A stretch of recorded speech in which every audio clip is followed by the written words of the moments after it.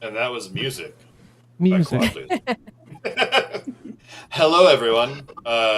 Guess we're back again with a brand new song. Session. Yeah, roll of adventure. We are moving on. We are back with another fun time, another fun session. Um, I guess we should get through a little bit of homework, logistical things. Going forward, we'll be kind of depending on the needs of life. We'll be moving between a weekly and a bi-weekly schedule, so just keep an eye on the social medias, I suppose, and you'll understand when we go live again. But with that, we are now going live with session 5, the port of Olympia, in which the party discovers a new city. Um, but before we get into that, allow me to introduce myself again. In case you forgot, I am Zalori, your humble dungeon master and storyteller. With me, I have my players.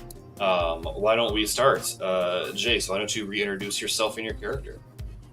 Hi, I'm Jace, and I hate introductions.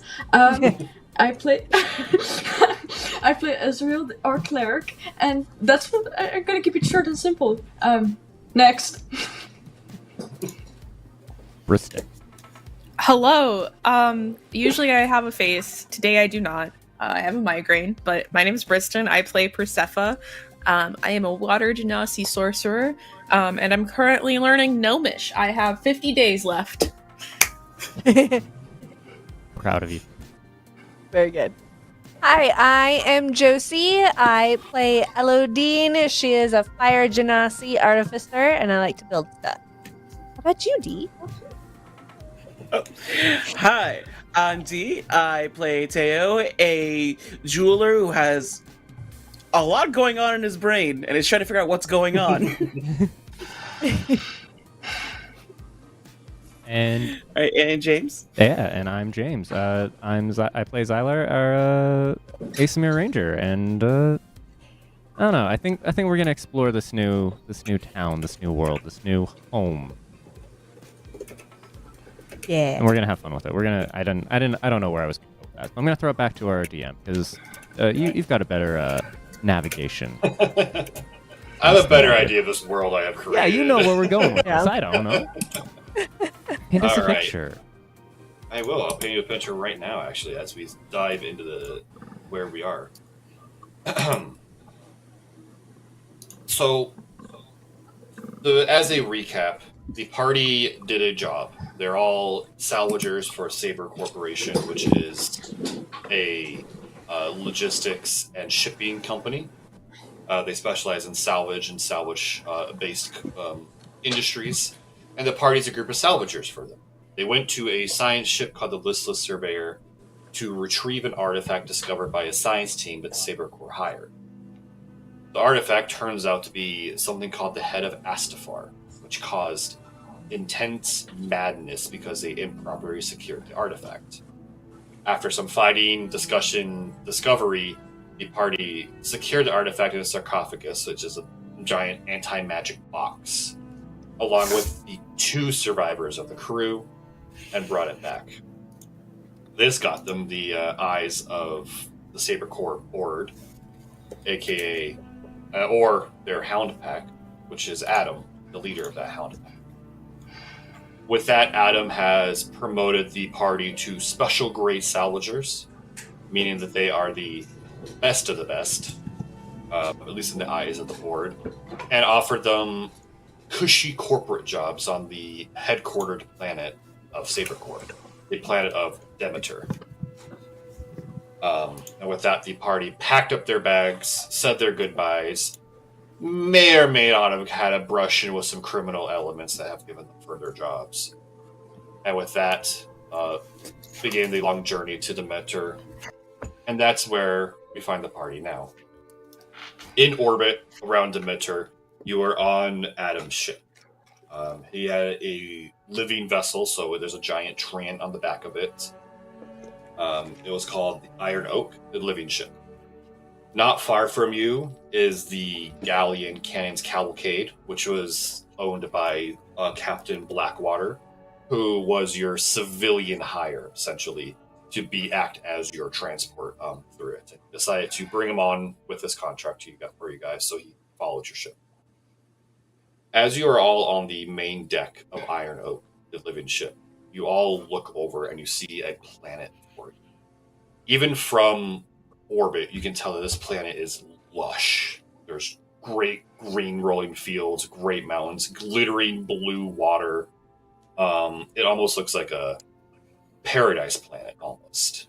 And then Adam kind of joins you guys as you observe this planet. And as a reminder, he is 6.5 feet tall, muscle-bound, tailored suit. He's bald, and his face looks like the sum average of every single human male ever.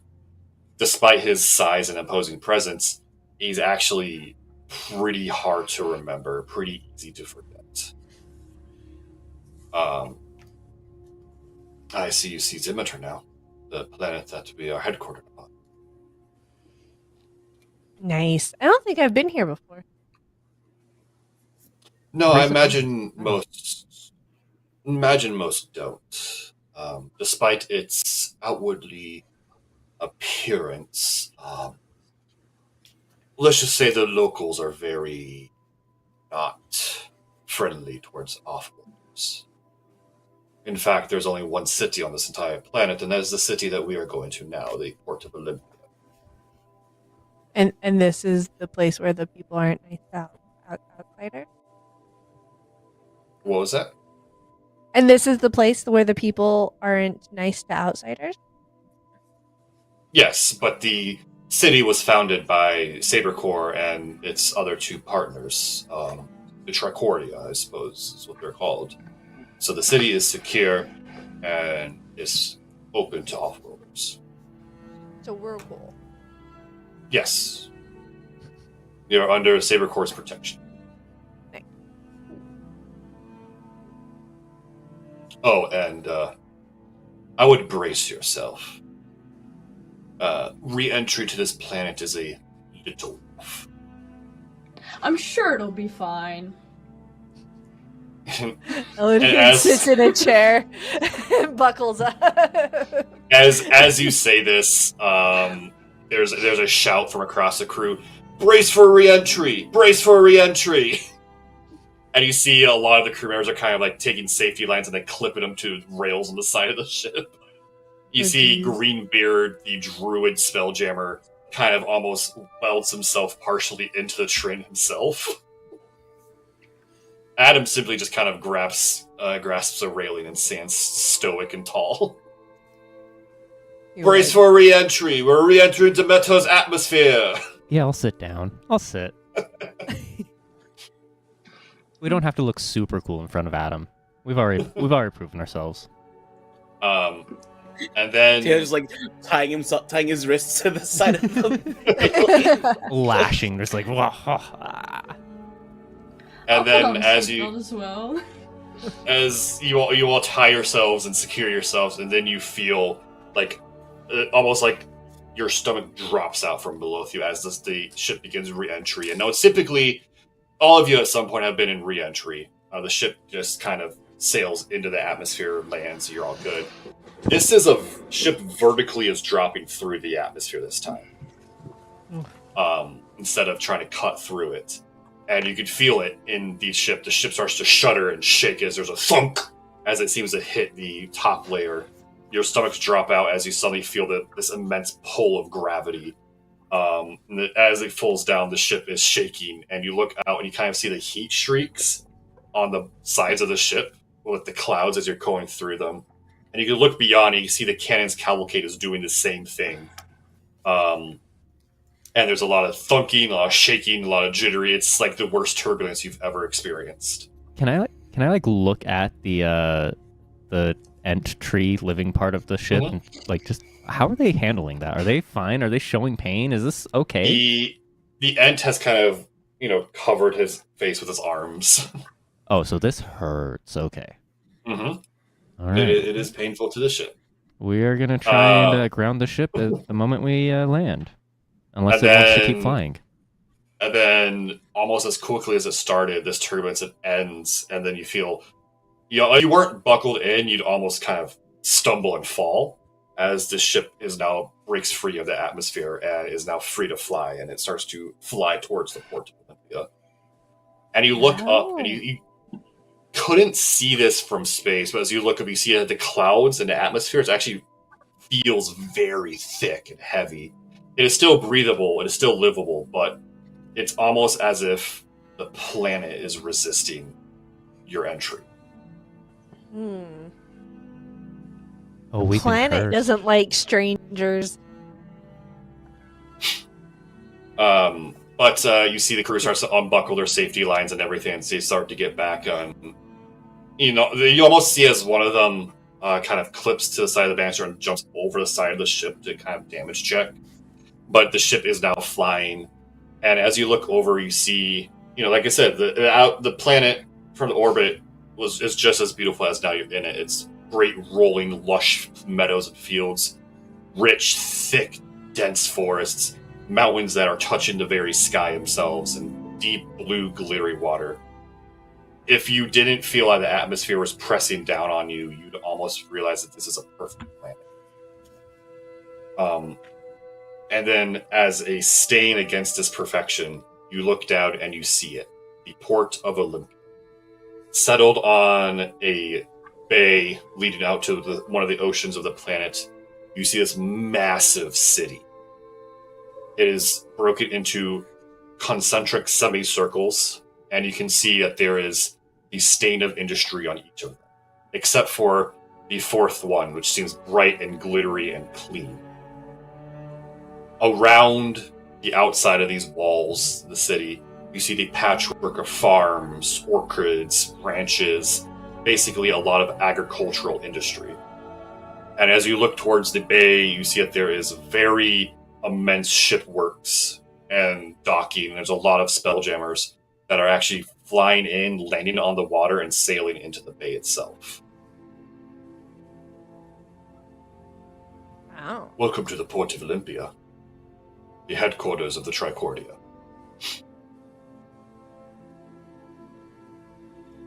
And your new home.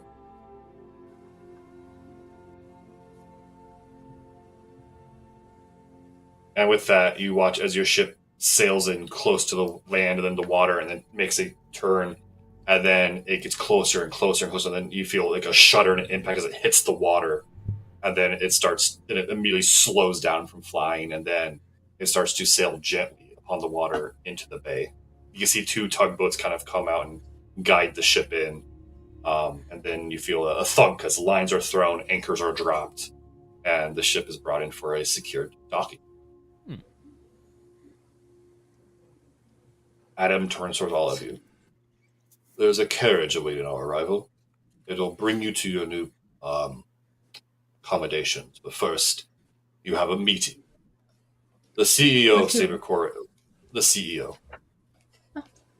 our president, a certain man in my notes. Shadowy See- man. The CEO of Saber Corp, Charles Whitaker. He wishes to introduce himself to any new special grade team that comes in. As he is the president of the board, which is where you're receiving most of your salvage works.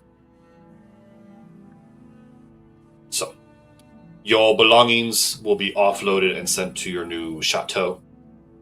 Sorry, Please follow chateau? me. Yes. Chateau.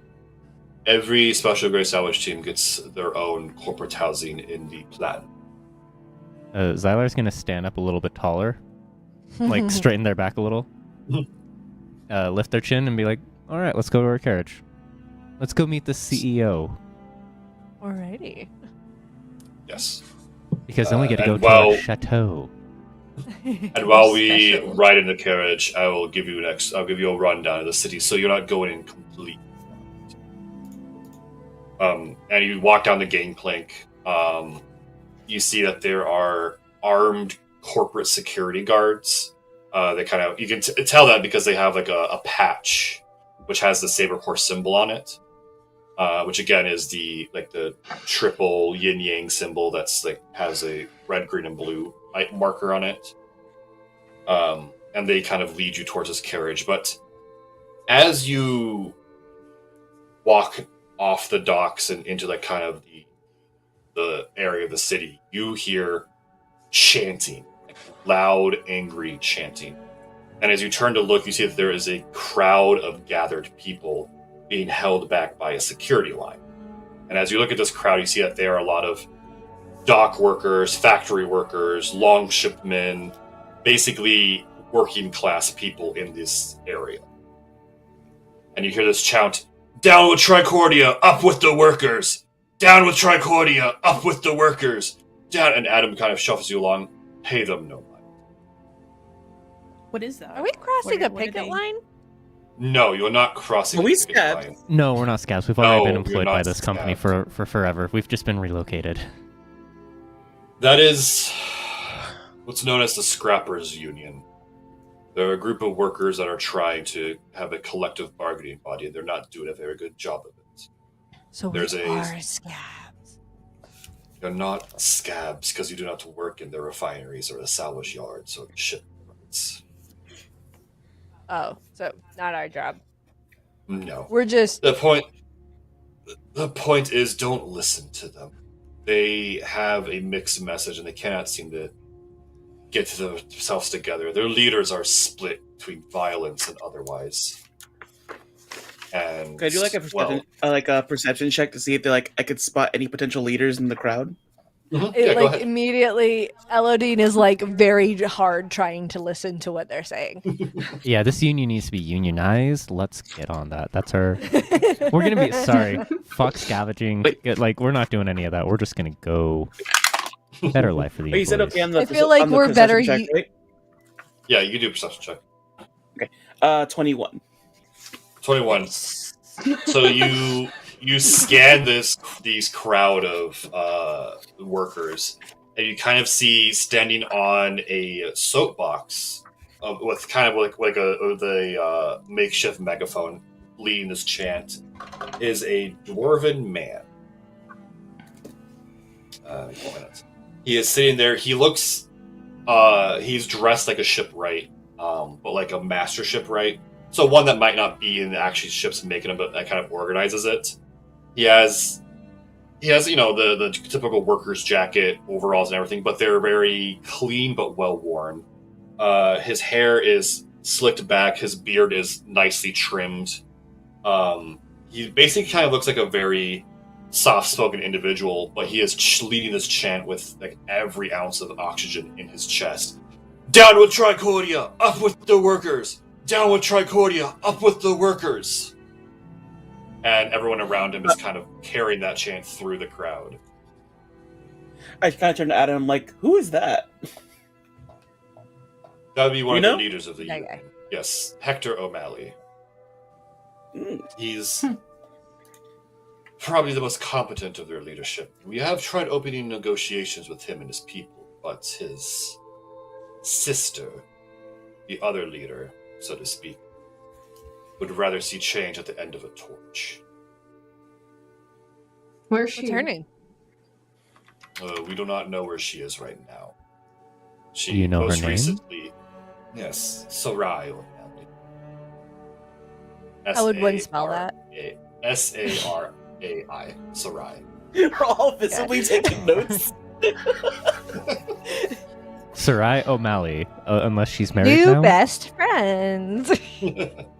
The last we saw of her and her thugs, she burned down a refinery. Thankfully, it was at night and no one was within it. But the loss of property can easily turn into the loss of life. Elodine is like, currently- she's currently, Elodine's like, sorry. what? Oh, I was gonna say, Sorry, go on. Elodine is sitting in the corner of the little cabin area and is like listening to their chant of "Down with Tricordia, up with the workers," and like trying to come up with a cooler chant for them because that kind of sucks. And so she just kind of interrupts. What's his name again? Hector Adam. or Adam? Our guy or the guy that we want to be friends with? Adam, our Guy. Okay, Adam. boss. So Tricordia, is there like another name for that? Tricordia is the name of the 3 corporations that have founded Port of Olympia and kind of rule. Okay, so there's no other name. What are the 3 you guys corporations tried. exactly? The Saber Corp, which you are employed by, Okay. that handles a lot of salvage and logistics, shipping, the likes. Then there's Wizen Pharmaceuticals. They handle a lot of potion making, cosmetics, clothing, other such things. They're led by a rather eccentric leader. You best avoid her. Her honeyed words have a way of drilling into the mind. What's the third one? Yornik Industries. Your name. I'll put it in this. Thank you. Like how Yornik? What is that word? This is language you're speaking to me now. I'm Allow sorry. English, believe it or not. I can only learn Gnomish. I'm so sorry. Oh, Bjorn. Oh, I wanna say Yornik and Gnomish to like help out with that. It's first of all Yornik. It's just Bjornik. Yornik. I think as soon as Adam mentions Yornik Industries, I'm like, alas, poor Yornik. He just cocks an eyebrow towards you. What? It was right there. Anyway, right there. Bjornik handles a lot of magitech and artifice. Most of what you see in the city, actually, magitech-wise, was built by them. No, I don't know much about their leadership, unfortunately. They're very secluded. But you'll most likely run across employees by both of them in your works in time, too. So it's best to know of them. For sure. And so, as your carriage carries through this ring, the copper ring, Adam called it, of the city, it is basically the industrial ring of Port of Olympia. You see that there's a lot of factories, a lot of salvage yards, a lot of refineries, and the streets are stained by industrial runoff. This air is smoggy with industrial runoff. It's very much the heart of industry here. And as you kind of you approach these large walls that are separating the rings, the gates to cross are open, but there is a guard presence. However, these guards are not the security line that you saw that had the corporate security guards of Saber Corp and the Tricordia. These guards look more official. You see they're dressed, they have a white tabard that has a gray rose symbol on it. They are dressed in like a breastplate metal armor. Some of them have full faceplate masks, others don't, but if they have a mask, it's only the bottom half. They're carrying spears and such, and they wave you through, no problem. And as you kind of pass through the wall gate, you kind of see almost a squadron of these same white guards, these white armored guards, in a heavier armor, kind of moving towards where the protest is going. And as this squadron of guards passes by, you kind of notice Adam sneer slightly. Is that? I want to pass by them a little further and then like, what's up with that? What's up with that? What's up with that, Adam? Adam, what's that about? Adam, best friend, what's that? Not a fan? Not a fan. Those are the White Rose Theocrats. The theocrats. Religious zealots. Mm. Oh, It's okay. very much a relationship that we are forced to tolerate, as their presence is the reason why Port of Olympia has no crime. Mostly. They have very zero tolerance, and they handle a lot of security both within and without Port of Olympia. However, with that being said, they are religiously insane. I'd best do things to not break the law here, because their inquisitors are not known for taking it easy. Who do they worship? They worship, excuse me, Rainier, the god of glory and justice. They don't much tolerate other religions. Teo slowly, very subtly puts his necklace inside his shirt. You just yeah. Yeah. Adam kind of gives you a slight nod when you do that. That's probably for the best. It's They. just to be clear, it's not illegal to follow any other people. It's not right? illegal. No, they handle the security, but they are not part of the leadership of the city. The worship of other gods and religions are not banished. However, they may not treat you equally. They tolerate the rest of the Triacide pantheon, which Rainier leads, but any religions they kind of do not. So if you worship one of the 12 gods of the Triacide, you'll be fine. Okay. Just probably Cool. keep that to ourselves. Yeah. Good to know. Good to know. Good How to know. close are we to the crowd? You have passed the crowd now. You are moving into the Silver Ring. Okay. Okay. And the Silver Ring is where you see a lot of low-income houses, a lot of corporate houses, corporate housing for workers, a lot of low-rise apartment buildings. You also see like a multitude of shops and stands and stalls around. This is very much the worker quarters of the city. Like Saber Corps workers. Every corporate workers. Like if you're not like working in a shop, this is where you'd live. Okay. Okay. And as you pass by, you see that there is a focus that almost everywhere you kind of go on the main road through the Silver Ring, there is a plaza. There's a small park. It looks very well kept. And in the middle of that park is a statue of 3 individuals kind of standing back to back in a industrialist way. And Adam speaks of that's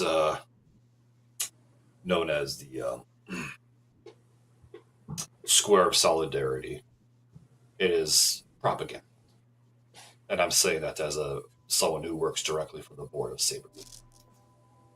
Those Yeah, are I the want to go original. investigate that. Yeah, if it's propaganda, let's check it out. Let's look into see what how they're doing all that. You could look up As and Adam discover Stones. on your own time. Okay, Mm. I want to look at it. Yeah, make a note for it. And then you pass through a wall gate. More of the White Rose guards are there waving you through. And the gold ring, as Adam explains, is the main ring of the city. This is where there's most of the middle class housing is, live and work. There's a lot of shops, and you can see just specialist and general shops all over. There's restaurants and taverns. It looks very much like a downtown city. It's mostly clean, but the thing that you have hardly missed is this massive white marble cathedral. And there's banners flying off it of that same gray rose symbol. And you realize that that's the home base of the White Rose Thieves. Is that also kind of where we're going to No. talk with our CEO? Okay, so it's Nope. on the way, but perfect. Yeah. Perfect. The Square of Solidarity, Solidity? the Square of Solidarity in the Silver Ring was kind of the main focus of that ring. The cathedral is the main focus of this ring. Okay. And this is also the heaviest presence of the White Rose Guards. Best behaviors, you- everybody. Yeah. Best behaviors. But you also see there's a lot of offices for mercenary and adventurer outfits as well. It's massive. And you see that there is like a central park that runs the whole length of this ring as well. It is very much a nice place to live, the Gold Ring, that is. And then you reach the final gate going into the last ring of the city, the Platinum. You notice that there are not White Rose guards guarding this ring. There are instead more corporate guards. And they actually stop your carriage and in comes one of the guards, comes up to the driver, who flashes papers. Driver takes the papers, looks. You see a couple of his companions also kind of come to his windows and look in, and Adam just simply gives them a wave. And the guards nod, and they take the papers back, and the carriage is allowed to continue on. As Adam explains it, the Platinum Ring is where the rich and powerful of Port of Olympia reside. Are we gonna live there? Yes, your chateau is in the Platinum Ring. Oh. Surprising. I expected it to be in the outer ring. I totally thought we were living in the poor area and it was gonna be like, yeah, There's- with the people. The, No, we're not. the Platinum Ring is split up in a weird way, because this is kind of like the back of the city. So you see that the walls curve all the way around and kind of finish the city off. Each of the rings had gates to the outside on the north or south ends of the ring. So, Yeah. but this one is split. There's like a central semicircle almost area where there's a lot of shops, but these are like high-end artisan shops, both magic and otherwise. There are taverns and bars here, but they're more like country clubs. Everyone here looks rich, or they're wearing a suit to make them seem like they're rich. Sometimes it could just be a fact of they're a broker who lives in Manhattan kind of vibe. There's a lot of wealth here, and you can kind of see the guard presence. Again, is a mix of these corporate guards from the Tricordia. There's Saber guards, there's Wizen, there's Bioneck. There's a lot. And as you pass through, there's a massive town square that is full of cafes, shops, restaurants, and the like. And then there's almost like gated paths leading to each of the compound areas where each of the corporations claim their HQ. And you guys go down the center path that leads to Saber Court. There's like iron wrought gates and fences leading around, but as you walk as your carriage passes through, you see this large pyramid building, very pyramid in shape, that is the central corporate headquarters of Saber. Kind of branching off, you see that there's various other housing looking units that are all chateaus on the left side. And Adam explains that's where the special grade teams live. So not just yourself, but the other ones.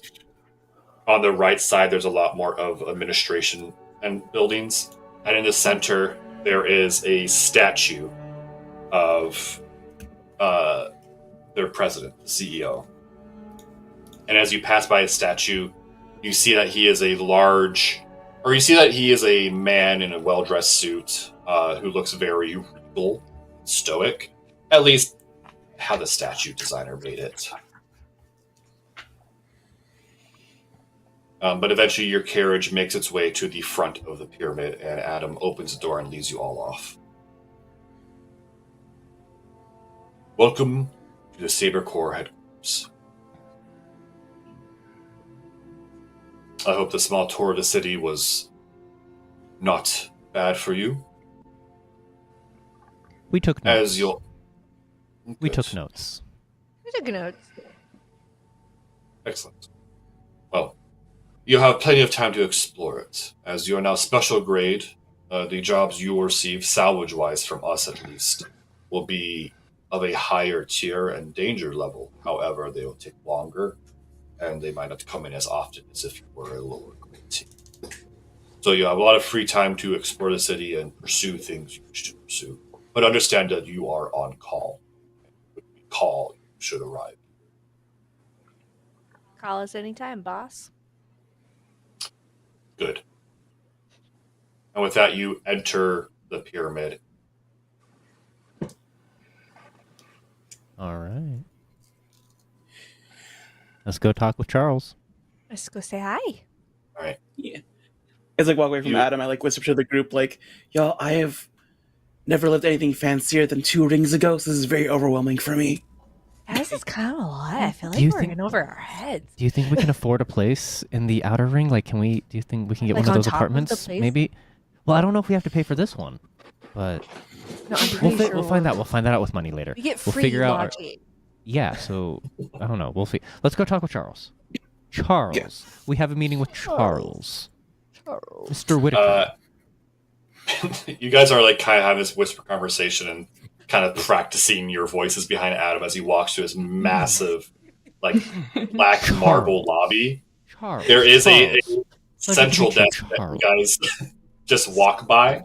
The receptionist looks up. She sees that you're with Adam, and she immediately looks back down, pretending as if you weren't there. Does the receptionist have a nameplate? Yes, her name. I've heard I have a random name generator this time.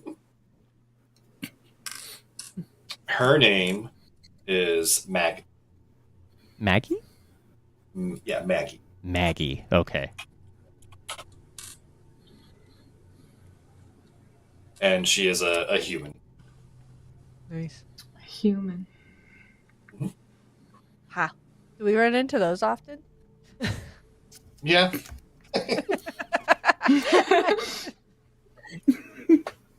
In the words of John Crichton, humans are superior. You know, it's a Man. Farscape reference. Wow. Yeah, wow. Wow. Yikes. I mean, we're on the wrong Oh. side of a picket fence. Okay, really fast and stream. Where's Are we my the bad? fade to Are we the black? baddies? We're the baddies. Are we the bad We're the guys? baddies. Who are Fading- the bad guys? We're the baddies. Who knew a Farscape reference would make us the bad guys? Damn. But yeah, you make your way to the back, and there's an executive private elevator bay that Adam kind of takes a key out of his pocket, opens the elevator, it dings softly, and he enters it, and he gestures for you guys to enter with him. I say, cheers, Maggie. Thanks for your help. And go on to the elevator with Adam. Maggie She- did she makes- literally nothing. Leave her alone. She takes no notice of your existence. You We came need- in with one of the Hound Pack. We need to make friends with the people who are the support of this, This is entire not the time, thing. bro. This is No, not the it's- time. I recognize, I acknowledge Maggie exists. We appreciate Maggie's work. Maggie did nothing. Oh, I thought Leave you were her being alone. snarky. No. I'm trying to I want to make that as earnest as possible. Sorry about that if that came off sarcastic. I want to be as earnest as possible of friendly to Maggie. She did her job exactly how she wants to do it and exactly how she's supposed to. She recognized the person, looked down. Cheers, Maggie. You did great. Maggie just probably shoves her face further into a book. Just hearing this whole Her- explanation. as the she's elevator doors trying close. so hard not to acknowledge your existence because you came in with a member of the Hound Pack. Not just any member, but the leader of the Hound Pack. And the Hound Pack are the eyes, ears, and enforcers of Saber Corp's board. So she's trying. She's like, oh, with HR. That's fine. She can ignore it. Can I see if she smiles a little? no, she's not making eye contact. So luckily, someone else comes up and she's like, "Hi, how can I help you?" And she's completely ignoring you. All right, good job, Maggie. Tyler, she doesn't like you. Dang. You've been on this planet for 10 minutes, already making stellar impressions. I'm trying to So make good. friends. These people know the things. Not She doesn't with like you. Adam. Not in front of Adam. I get it. Not in front of Adam. This argument. Not in front of Adam. Fine. I was gonna Let's say, go meet Adam Charles. is like, what are you guys doing? He's saying he's That's holding the very elevator open, just kind of looking at you guys. I'm already in the elevator, by the way. I did that as I was going in the elevator. You guys are just berating me as I'm standing in here waiting for you to come in. Adam, get him in here. Let's go. Let's talk with Charles. And so I everyone get on the everyone elevator. shuffles into the elevator, and then it closes, and there's a ding, and it slightly whirs up. You notice that there are no there's no a button panel in here. There's no buttons in this elevator. This elevator goes one way. There is only one place this elevator goes, and that is to the penthouse office. I was gonna say, are we suite. going up or down? Can we tell? Because if we're going down, I'm gonna panic. I just You go up. And I feel You like- go up. Okay.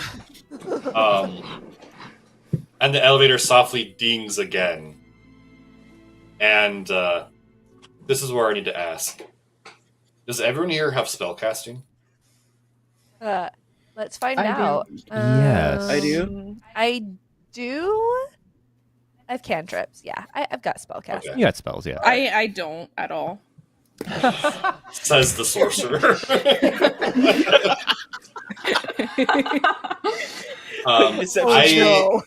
We're I need fucked. everyone in here to get a Constitution. Actually, no. I need Riston, Persephone. Being a sorcerer, you are the purest being of magic here. It says magic suffuses every cell in your body, basically. I need you to make a Constitution saving throw at disadvantage. Oh. So what does that mean? So 2d. You roll 2 and you take the lower. Yeah, 2d20. Okay. Take the lower and add your Constitution modifier on your saving throw. All right. Oh.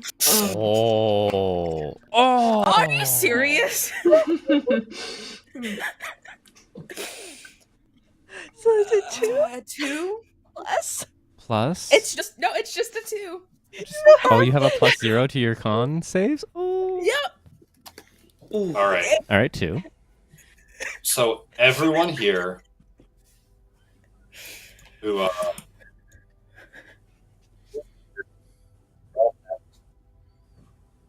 Oh wait, Oh, We lost can't you. hear you. There we go. Yeah. what? We lost you on that. Yeah. Yeah, start over again.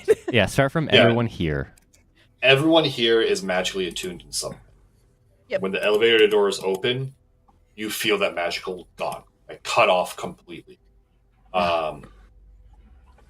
Those of you who cast basic spells, like I will say, Elodine and Xylar, you just that buzz of magic you have access to, you don't feel it anymore. It might not affect you as heavily. It feels like Does when I got Tim into Tam that survive? sarcophagus. He actually he's in one piece, but he's not moving in your pocket. He's just he hangs out on my shoulder, so he's just sitting there. Yeah, Like he just slumped. He's like Okay. slumped Oh, did forward. he fall over? No, you, he's you not count falling. him. He's just like, he's "Aw." hanging on your shoulder. Yeah. Oh my god, Um, Tim Tam. Does this feel like when I went into the sarcophagus and it cut me off from the magic and all that? Kind of like Somehow- not exactly like that, but like somehow worse. somehow. Damn. Okay. It feels like a deadened weight is now in your head where your magic used Ugh. to. Ezreal, that connection to the divine you had that you used to heal and do anything is gone, and it's God is dead. it's very much one of those like Dead. hollow feeling, a completely hollow feelings that you have. Your god is dead, and you have no more magic. Honestly, if I met a Charles Xavier, just walked up and felt that, I would think, yeah, God is dead as well. It makes sense. Yes. Teo, this is the first time in a very long time the voices are gone. Your anklet is not ice cold. You actually feel sort of normal now. Whatever connection to your patron has been severed from you. He like starts sweating as we walk in. It is very warm in this elevator, guys. It's very warm in this elevator. He starts fanning himself. You see him like do like this shirt thing. Cool. Persephone. Am I just dead? Did I just die Internally. right now? You killed me? Immediately, Persephone, the elevator doors open, and it feels like thousands of spears just lanced into your brain. Your entire body feels heavier than lead, and you more or less just collapse on the ground, nausea and bile boiling up your throat. Adam looks down, and he rolls his eyes, and he steps over you, and he goes, "Nigel, turn it off." And there's a brief moment, and then a very heavy sigh, and then I'm like all of you trying to suddenly- start fire. and then all of a sudden, all of you feel your magic rush back into you like normal. And I Never do mind, throw God's up. alive. I yeah, you throw do up. throw up. Yeah. I do throw up then. Can you create It's- water to wash that away, please? I could burn it. I think I'll That's make it gonna work. smell Don't worse. burn it. That's gonna- I just look up at Tyler with the most evil expression, like, you want me to do magic now? I just felt like my entire body died. I was just murdered and brought back to life. It's a miracle. Now let's clean up. Elodine is like, I'm so happy you're fine, Persephone, and is like babying Tim Tam. Yeah, what can we do? It's Sorry, Charles, about the elevator. Sorry, Adam. Someone else. It's someone yeah. else's job, guys. Our- It's someone else's job. I'm sorry for being an ass.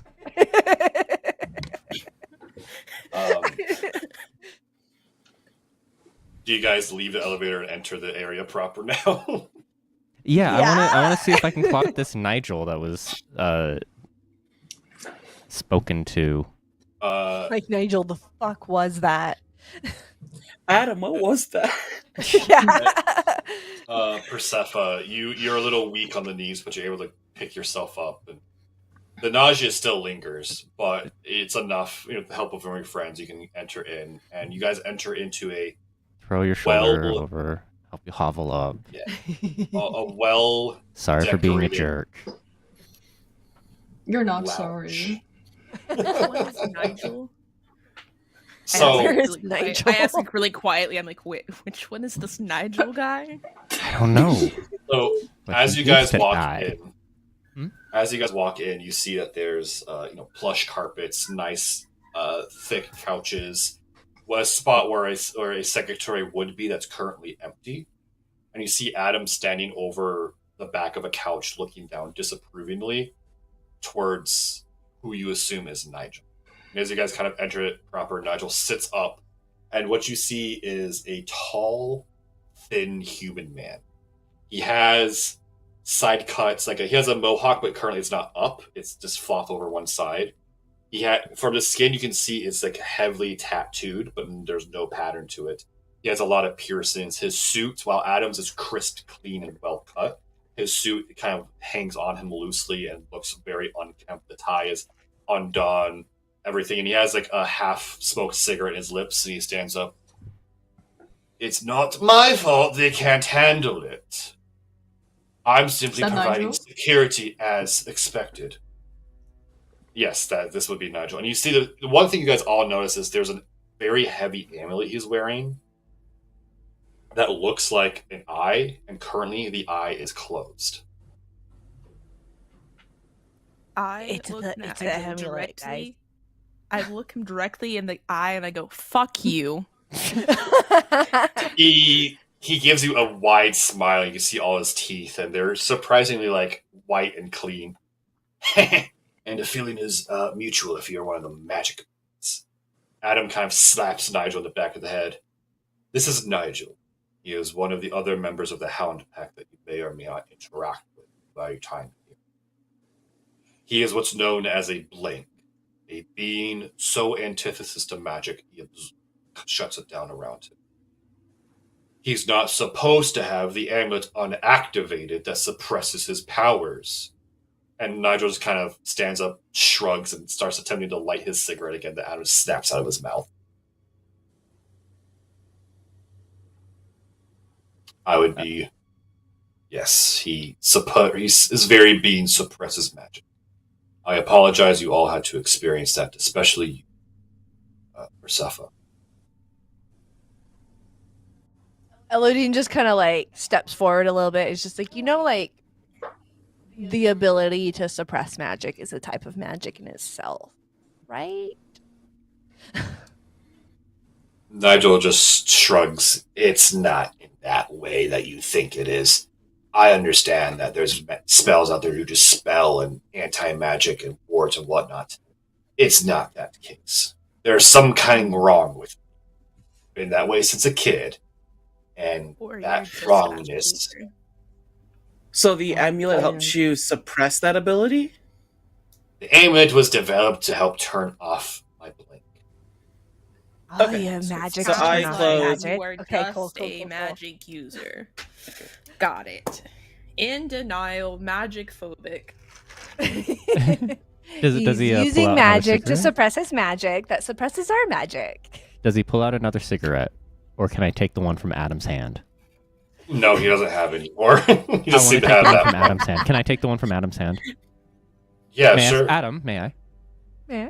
Adam just kind of holds it out. Thank you. I take it. Looks around for a Meanwhile, no Teo smoking sees this sign. tattooed, cigar smoking, sarcastic man and goes in his own head. He doesn't say it out loud, but in his head he's like, "What's his deal?" It's a ash it, and then I go, See- Eladine, can you light this? No. Elodie no, is do not strictly light it. against smoking indoors. Eladine, please. No, sir. I want to do blow it. smoke in his face. I know you want to be cool, but I he wanna blow just it in his stopped face. him from. She lights it. Thank you. Take the drag. Nigel? Please don't. Did you blow smoke in Nigel's face? I blew it right next to his face. Okay. He looks at you, Am I- and I'm gonna. I need you to make a wisdom saving throw. Wisdom +1. Well, that's a nat 20 +1. Okay, thank God. He Probably won't. looks at you, and he gives you a smile that is everyone recognizes is the smile of an absolute predator, as like a predatory animal, as in he is a hunter. And Xyler, you feel this ice cold kind of trickle down your spine that you're able to resist and stand up against, but it is as if your lizard brain just flooded your brain with this is a predator. This He is will kill you. Fight or flight. This is Better to This is fly. fight or flight. This is fight or flight, and you better fly. But you're able to stand your ground with your wisdom save. I want to be like, I like that smile. Let me try and then try and like do it back to him. That's What do good you to roll have. for that? That's good to have. I want to do it back to him as best as possible to mimic it, and then Yeah. just keep that in the. It's a good Is that smile performance? to have. Yeah, Give me a performance check. performance. All right, let's see. Guidance. The +2 guidance. Okay, so Guidance. 14 + 2, 16. Guidance gives me what? 1d4 extra. 1d4. Let's do a d4. So 16 plus 17. He just simply he reaches out and he kind of taps the side of your face. You'll get there one. Perfect. Anyway, Adam, Perfect. I'm out. I'm gonna hold the smile on him. I'm holding it right at him then. And then Nigel stands up. He stretches. He's very gangly, long, thin, lanky. He kind of like shoves his hands in his pocket, slouches over, and kind of just stalks out of the office into the elevator. I want to turn to Adam and be like, I like you better. After Nigel's gone. Yeah, Nigel has an extreme chip on his shoulder by the way he was raised. His blankness is something he had since birth. Well, if you live in a place where there's magic and your very existence is antithesis to magic, you can understand how that. I would do best not to cross him. He serves a shadowy role on the Hound Pack, I should say. Yeah, man, he could kill He's Persephone. a hunter, a predator. It's who we send if things need to get dirty. Unfortunate.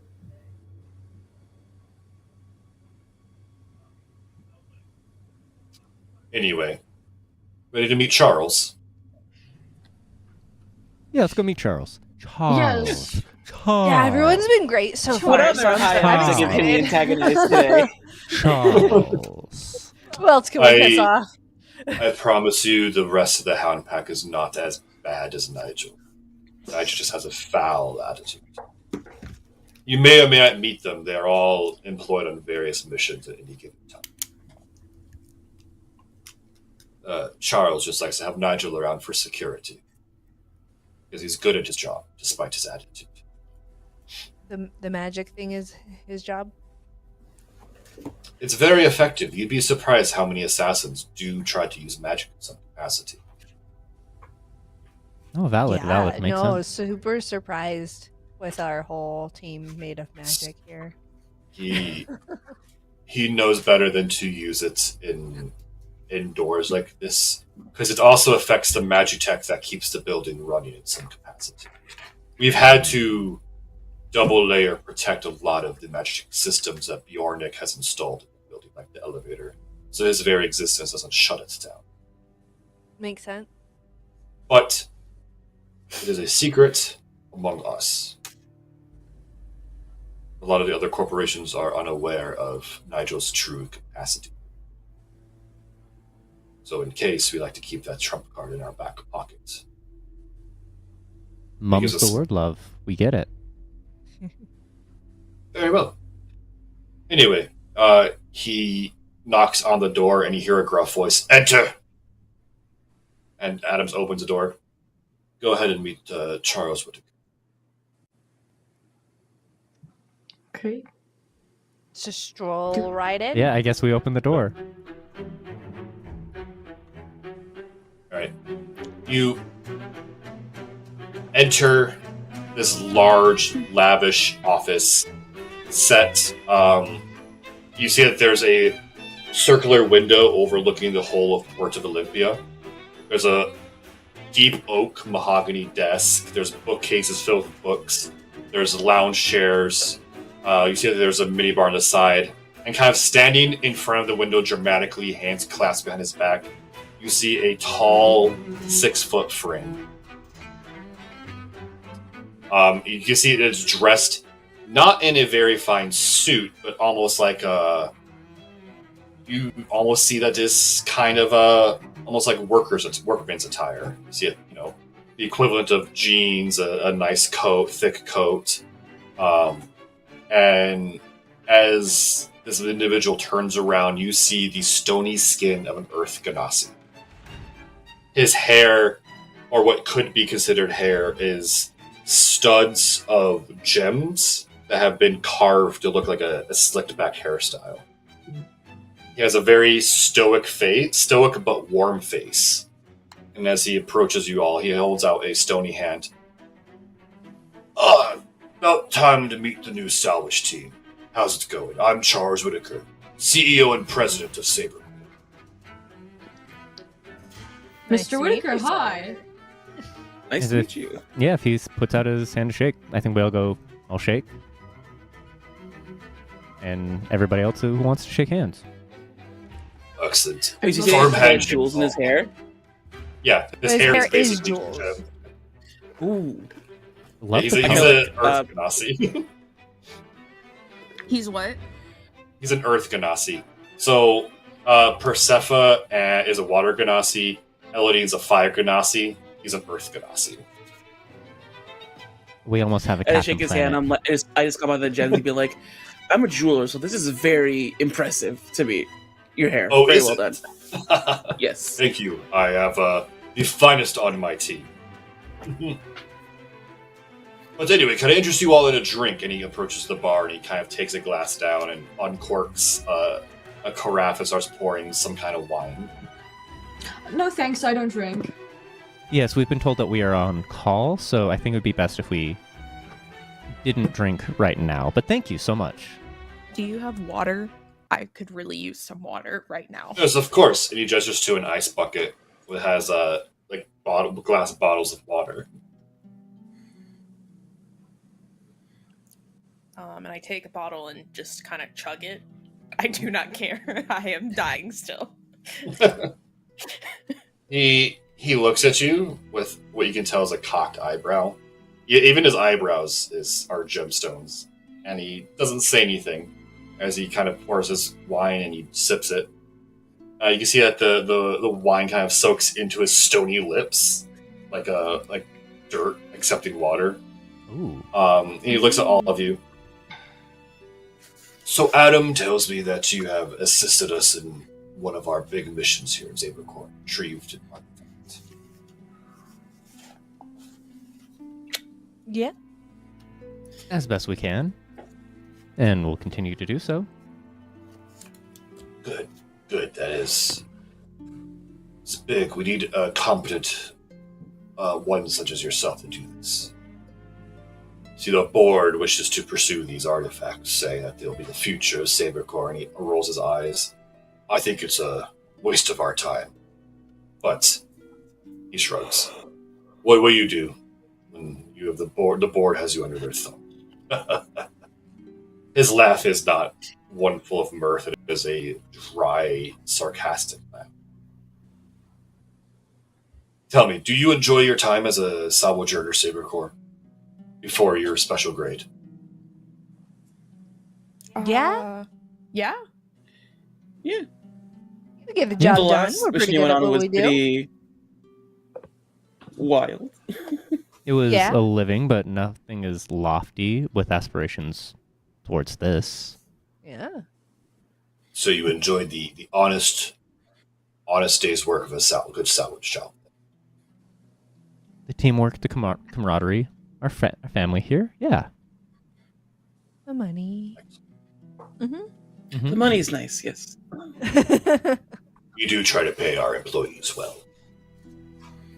That being said, though,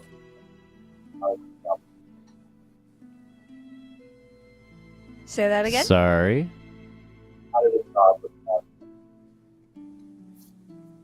Audio's being weird. Sorry. ah, There you noises. Sorry Okay, about here are Better. That one just didn't want to pick up. technical difficulties. Anyway, how did the job with the artifact make you feel? I mean, it went as well as it probably could have. We're still left with Yeah. questions. It did a number on the crew that had it before us. Yeah. So I've heard. The 2 survivors that we've taken in to the team studying the artifacts. It's the least we can do after destroying their lives with that job. But I digress. He finishes his glass of wine and sets it down. I have a feeling about all of you.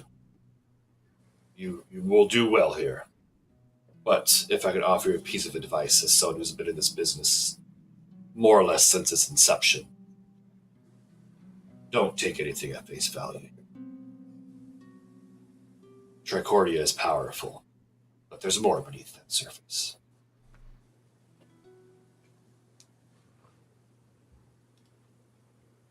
With that being said, can I actually, that kind of triggers something in my head? I have detect portal once per short rest. As an action, you can detect the distance and direction of the closest planar portal within 1 mile. Below the surface, stuff like that, can that kind of just back of the head, have that send out a ping as a sensory? So I'll say it's outside the 1 mile radius, so you don't Okay. get the extreme details, but you get the sense that there is an extraplanar portal, not in the Saber Core HQ. Okay, I can tell that there's a direction outside. If we Yes. go, I can follow that pole, Yep. but it's nothing I can really pinpoint on with perfectly. Okay. Yep, it's without that. It's outside that mile radius, but you are aware that there is something. Okay. It just kind of the questioning of it, the underneath and everything, just there's something with it. So I'm going to do, yeah, thank you. With that, Charles Whitaker looks towards all of you. I can't say much, but I will try to answer any questions you might have now. Because I know you will have plenty. Out of character. Yo, what the fuck?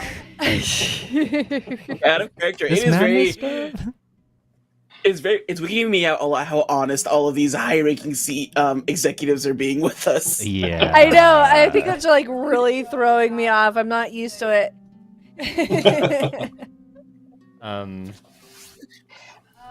Questions. Questions. Sorry, I gotta go mean, get pets real fast. I My don't question is, remember what's the next job, anything. man? I want to ask what the board wants with the artifact that we got, but I'm pretty sure you can't answer that. Yeah. He will point towards you, Eladine. Your next job will be communicated to you through the director that will be assigned to manage your team.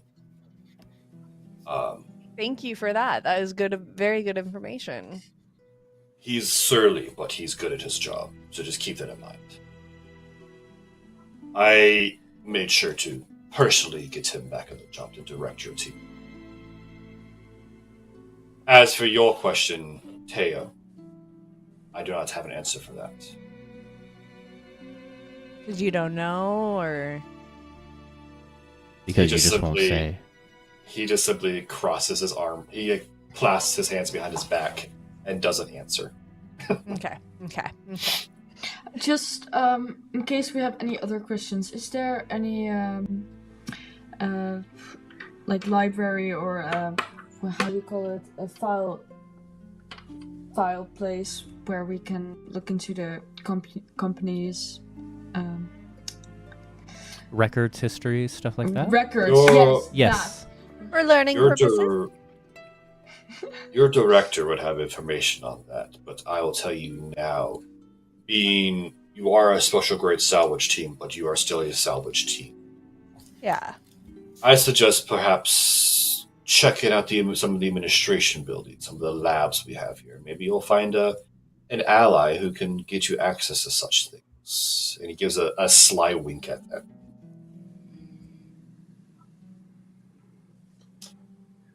And Who would you say we should watch out for in the city? Everyone. Who do you think we should reach out to? He goes to open his mouth as he's going to answer the question, but then he stops and he closes it. I think that's for you to find out. And with that, there's a knock at the door. Seems our time is up. Remember, nothing at face value. Not even me. He chuckles as he returns to his place in front of the window. And the door opens and Adam kind of pokes his head in. Sir, the director for this team is here. And Whitaker just kind of waves them away, waves you all away, does it without a word.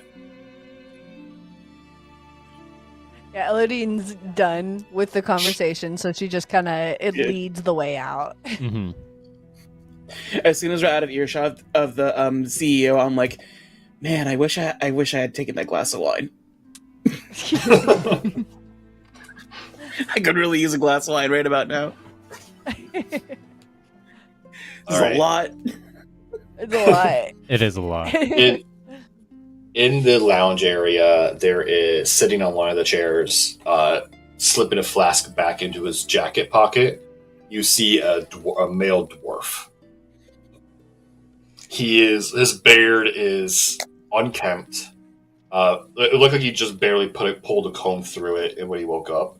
He is bald, so just the beard. His suit is also equally wrinkled and unkempt. He just looks like a very surly individual. And then he sees you guys walk out, and he kind of wipes his hands on his suit pants and stands up and walks towards you, taking his spot next to Adam.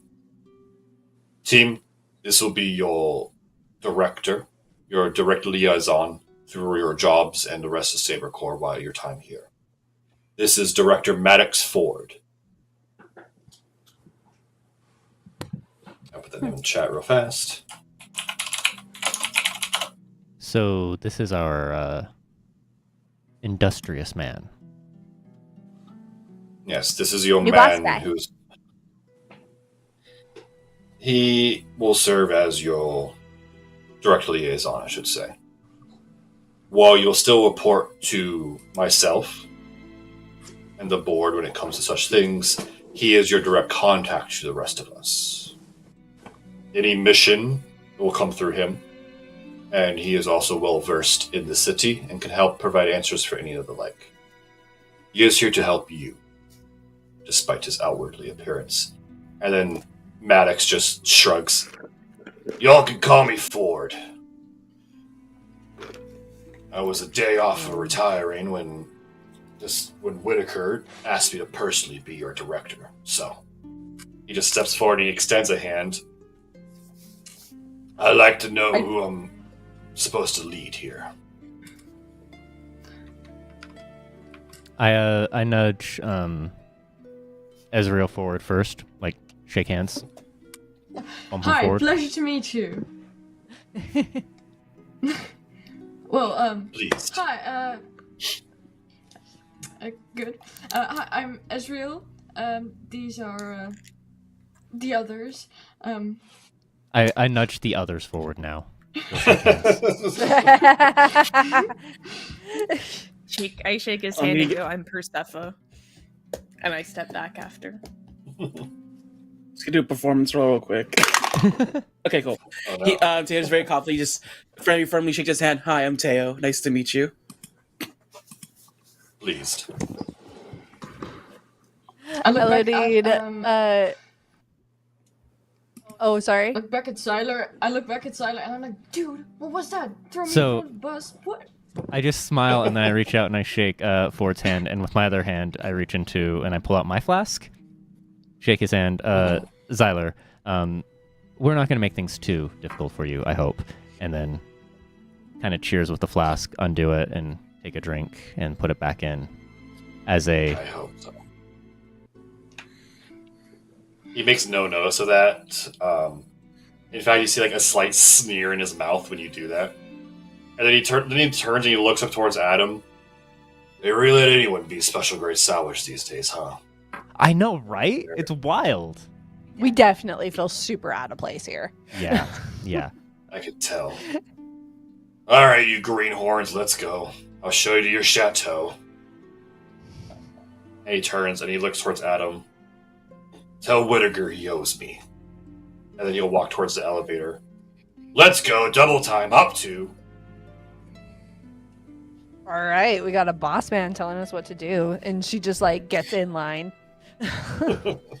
Teo very like sarcastically does like a soldier march.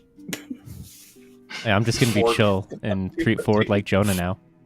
Ford just has like a deep eye roll towards everyone's behaviors. While Jonah is like kind of like friendly, amicable millennial manager trying to be your friend boss. Jonah would have taken a drink from his flask with me. Yeah, Ford doesn't Ford want to. is surly, bristly. Definitely doesn't want to be here, but is only here because because his close personal friend asked him to. Elodie just kind of goes forward. It's just like, why do we need a boss that like was about to retire? Like, what is so important that you needed to not retire? He steps in the elevator with you. The doors close. If I knew that, I wouldn't be here now, would I? And in the I feel confines like you of the could be elevator, here and know that. in the confines of the elevator, though, you smell booze waft off him. Okay. Judgy, but also That's why they dreams. retire, Okay. Listen, I was about to retire, but Whittaker had a marker with me, and he called that marker in to be your director. Why? I don't- We'll find I out. don't tend to question when he says some things like that or asks things. He works in a different capacity than the rest of us. All I know is when he says jump, I have to say how high. And then we have to jump even higher. And then I whip you so you jump just as high. Yeah, exactly. Oh, You get please it. don't whip me. I don't actually have a whip. I don't I remember charged there up that being a way years consent ago. form. Oh, before we I I went into this already like died back there. building. I don't- turned our magic just off. Oh, Nigel, that piece of shit. I almost Yes, that piece died. of shit. I almost died. Because of that He comment, looked- adding note on best boss day, buy Ford a whip. He looks you up. He looks all of you up and down, and he looks towards you, Persephone. You're a sorcerer, then. Yes. I'm sorry, then. Nigel is An not asshole. something easy. Yeah, that's putting it lightly. That's a nice way of calling him. Buy He doesn't have good Persephone teeth. a whip. Listen, the Hound Pack are all weird, but very dangerous individuals. So I'd be careful about crossing them. They were fine. Believe it or for that not. guy. Nigel isn't even the worst of them. Why is our How many of them are there? connection to Hound Pack? I'm so like questioning Are you part of the Hound Pack? why Is Charles like- part of the Hound Pack? No. we're just a salvage Corp, like salvage group, I'm so confused why we needed a conversation with our CEO, who I've never needed to meet our CEO before, or a CEO of any company I've worked for. And everyone is being You're- so honest, and it's weird. For the first time, you hear Ford actually laugh. There's weird things going on here. I'm sure you already picked up on that. Whitaker is a weird one, but he's an honest guy. Is He's he? what Is he? brought Saber. He shrugs. I choose to believe he's honest. Okay. And that's why you were The one day point- away from retirement? And that's why I want him here on his behest. Mm. Wouldn't you like to know why you're not being able to retire? Yep. You know the artifact that we brought in? I know of the artifacts. All the special grade salvage teams have been tasked with finding them. I hear from the other directors that I've worked with that their teams have been dealing with them also. Okay. Altogether, there's 6 teams, including yourself. You might meet them, you might not. They might die before you'd even meet them. Who knows? We might be the If ones they to die, go do get they all get of a the artifact. promotion? He shrugs. They take on the dangerous jobs. You're now count yourselves among them. So congratulations, you're Saber Corps elite.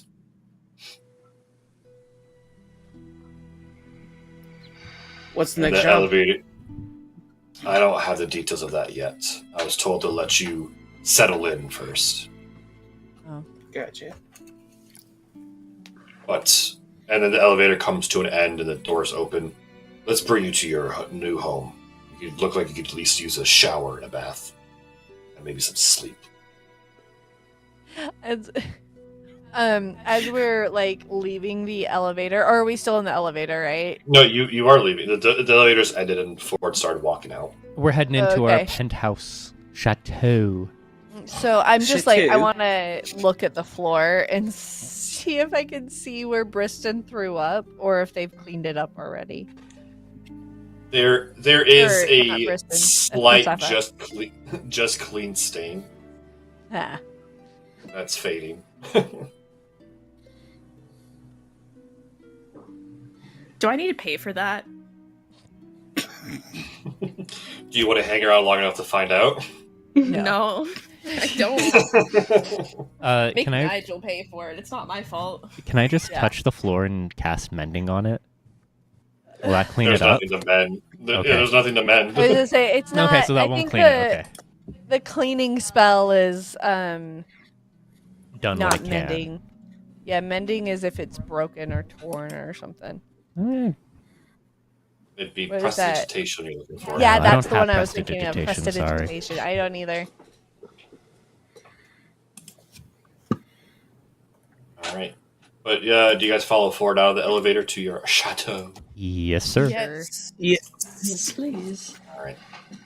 So you follow him back through the lobby, out of the pyramid, and he takes you to the left of the Saber Corps corporate compound area. And you see that there's a lot of lavish chateaus, but they're all built the same way. The same exact way. They all look the same. Yes. Giant houses, Yeah. build of boxes. Giant houses, build of ticky. Yeah, sorry. And they all look just the same. They're brought to yours. The only thing that indicates that it's yours versus everyone else's is it's Team 6. And then there's like a long blank after Team 6. And then underneath, Director : Maddox Ford. Or I'm sorry, the liaison : Director Maddox Ford. You guys got a name for your team, by the way? We could have them carve that in. Oh, have we ever named ourselves? Do we have- named- do We have- named our shit? No, We haven't named any. we haven't named anything. Guys, we got to come up with a name. I'm double I checking. mean, So many notes. I know. Now is the time. We'll come up with one and we'll tell you, I guess. Ford nods. It's not a priority. It just makes my reporting easier. And, Yeah, so we literally builds a just- sort of identity. So let's think Our of a last name. mission was our group. first mission together, so still Yeah, haven't figured it exactly. out.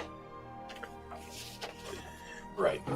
Anyway, he opens the gate and leads you guys in. And when you walk in the chateau, it's a single level. It's very Roma Villa-esque. There's like a open air central courtyard with a small water effect and a garden that you can walk around, lounge in. There's surrounding that. There's covered areas, and each of these areas lead to individual rooms for you guys. Then there is a kitchen, and then there's a couple common areas dotted around. A lot of these common areas don't have a purpose yet. They're empty, waiting for you guys to make a purpose out of them. But then, and as you walk in, you watch as a very mechanical butler walks forward, automaton. Greetings, new masters. I am to be your assistant here in the chateau. What's your name? Greetings. What can we call you? What name do you prefer to call me? Kevin. No, we asked you. Oh. Then you may simply call me Butler. Okay. What was your name? Or what was the one that you suggested? Kevin. Butler. Kevin. Kevin. Kevin. Hey, Kevin. Kevin. Understood. I will now be known as Kevin. I'm literally going to call him something different every time. Ford gives out a low whistle. Oh. Usually the automatons are a little more jankier than this. I guess you get a new one. He's meant to be kind of a master of the estate. He will manage it while you guys are out on mission, provide assistance for anything within the chateau itself. So, and congratulations. Thank you. So he's Thank you. ours. He's our guy. He's our automaton. Yes. Long But he is to us as confined. the team. Yes. Cool. And then she immediately gets out her tinker tools and starts kind of like messing with the back of Kevin's head to see if she I can wouldn't get... do that. Make a dexterity I thought he saving was- throw. I thought he was ours. You didn't ask for permission or anything. Kevin's This gonna is- fight this you is- up. I Yeah. I don't need permission if he is ours. I was making sure he was ours. Ooh. Yeah, I don't need I- permission to dive that's into an the back of my 18. butler's head. That's an 18. You pop the panel off of Kevin's head. You start to look into it and see the magitech, but then there's a shudder in Kevin's body, and suddenly he whips around, and you manage to dodge and step back very quickly. But you see that his hand has bent back, and a taser prod has popped out of it. And then he sees you backed off. The prod goes away, hand closes. Apologies, Master. My self-defense protocol's kicked in. Kevin, can you disable those? Yeah, can you disable those? I cannot. While I am the automaton, part of your team, I'm still proprietary technology owned by Bjornik Industries. Oh. Can you can you hold still while I disabled that for you? Do you know how to I disable cannot. those? Have you worked on an automaton? I have automatons. Like My this one? directive and protocols indicate that outside non-Bjornik certified technicians cannot perform such maintenances upon myself. Kevin, query. fine, How we'll does figure it one out. Don't become worry, Kevin. certified? How does one become a Bjorn certified technician? You must go to there the a class I Bjornik can take? Industries. Go to the Bjornik Industries headquarters and inquire upon there. Can we get the Okay. address of that? Eladine, you're going to become certified. Side Bjornik quest. Industries. Bjornik Industries get Does Bjornic Industries get notified if one of us tries to hack into your system? I cannot answer Clear. that, Masters. That's a yes. That's a yes. Maybe we don't immediately hack into the company computer. I asked if he was ours. Kevin, is this recording being sent back to the Bjornik headquarters so they understand that this was all just a miscommunication on trying to enter into your head? I give him the panel to his head. He Since takes I it, he popped clicks that it back into place. Kevin, no harm done, right? I do not Good. record things unless asked. The specific permission has been given to record things. You have By- no permission given to by record Bjornik or anything. by us. Understood. I will record nothing Unless requested. unless requested. Sorry, I'm just now thinking I like just GoPro love- start recording. I just love that we're giving opposite like instructions to Kevin. Meanwhile, I'm just like looking at us like, what the If robots could think, his thoughts would be like, "What the fuck did I get myself into?" Well, luckily, he's a robot. So our rooms. Yes, Ford's there still are. here. Yeah, Ford is like a. He's putting his flask back in his jacket while you were interacting with Kevin. Yeah, so Kevin can show you the rooms. He also reaches out and he holds out a coin pouch. This is kind of a sign-on bonus for all of you. Take it, explore the city, have fun. I expect the next job should be here next couple of days. But if you wish to pursue other things within the city, side gigs, what have you, you are free to do so. You are just not free to do direct work for one of the other two members of the Tricordia. Kind of a non-compete clause. So I probably can't become like a certified. You can become certified, you just cannot work for them. Certification is not working for, it is just knowing their systems, of which Saber Corp might be pretty happy that they have an insider that is able to know the ins and outs of. I mean, yeah, Saber Corps, but Ford- your Nick might not be happy about it.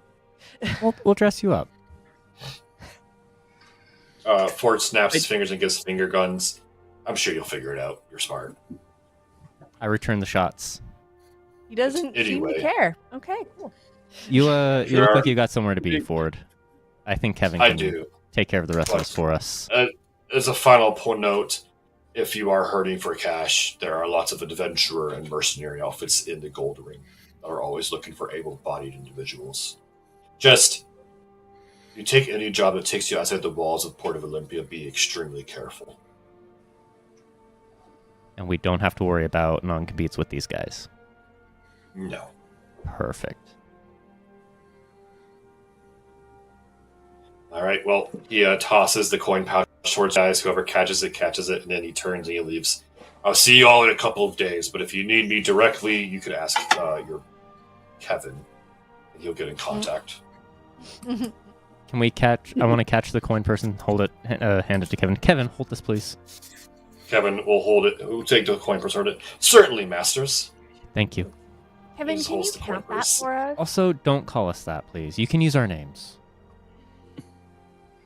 I regret to inform that I do not know your names, masters. Oh, I'm Elodine. Oh. Teo. You can call me that. I'm Xylar. Persefa. Ezreal. But I also answer to hey you. Noted. New names added. Elodine. Yes, I can count this. Will And you he- count it? Of course. And he kind of opens his mouth and pours the coins into it, and you hear them clanking around and whirring. And then She looks in his mouth like 20 as gold. he does that, trying to see if she can kind of see like any sort of inner workings, and she can't open it. You try to get a look, and they're just kind of like going down a system, and then there's a lot of clunking and clanging, and then he stops. That was a total of 350 gold. Okay, give it back. Certainly. And then he kind of like opens a chest panel, and there's the gold in neatly stacked piles of 10 each. And he pulls them out, puts them back in the bag, and holds it out. Kevin, our coin star. Wait, he said 350? 350. Yes. 350. Right. Man, we got over 16,000 gold, y'all. Woo! Really? Yeah, Well, we gotta had. spend some. And then she pulls out her little pocketbook. We had 15,979 at the end of our last job. Oh, that's right. That's what we were like basically paid for that. So I've been keeping count. let's, Kevin, can you show us to our rooms? Are they open for claim or do we have assigned? They are open for claim. There are any turns, and he starts moving his arms. On the east wing, there are 3 quarters. On the west wing, there are 3 quarters. You may decide how you see fit. If you wish to join up on rooms, let me know, and I can ensure that the proper furniture is there. To the north wing, you will have your kitchen, your privy, your bathhouse, and other few common areas which you see do anything you wish to see fit. In the south wing, there is the vestibule, the way for people to come in and out, along with a few more common areas. In the center is the gardens. We have gardens? Yes. While they are currently in position to be gardens for viewing pleasure, if you wish me to rip up those flowers and turn them into something else more functional, please just say the word and I will ensure it is done. I mean, sure, probably. No, but, let's right, hold it off can on stay that right now. flowers right now. As You you say, just sure, said the probably his word. hands immediately click to the shovels and trowels, and then you say stop, his hands click back to normal. I appreciate your enthusiasm, Kevin.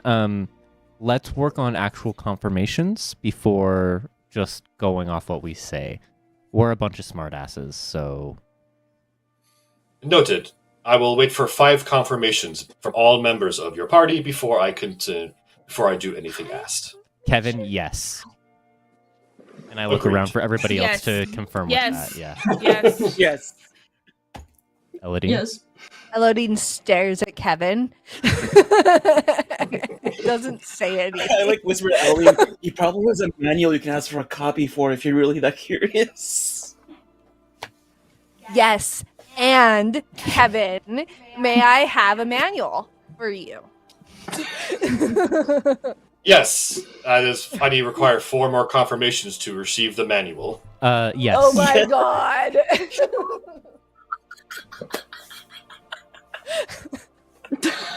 Does somebody have... Tedious Press- task Yes. bot ever. Does anyone know how to throw voices? I do not. We need to figure out a different way. Can we get the 5 yeses for the Taylor manual? does Guys, we need this manual. This mirror image, and so it's like automatically like what 3 more yeses? Yes. Yeah, it's 3 more yeses. There's 5 yeses, Kevin. I regret to inform that I do not have a manual I can give you.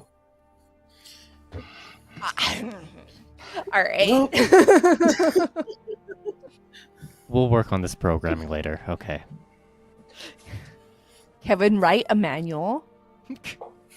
For Confirmed, you. Kevin. Confirm, Kevin. Kevin, confirm. Yes. Yes. Yes. Confirm Yes. Yes. Yes. Yes.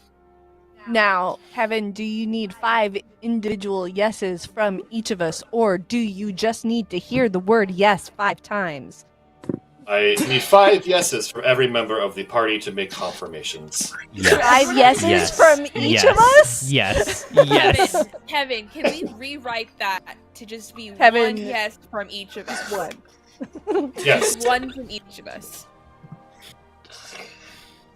Kevin, can we rewrite Program. this Adjusted. can we rewrite this that you ask for confirmation before going, but only for the person that has given you the order? Program rewritten. Thank you, Kevin. I think we're good now. It will ask you, are you sure? And we say yes. Right. Are you sure? Yes. No. Yes. Are we sure of what? Excellent. I will now go write that manual.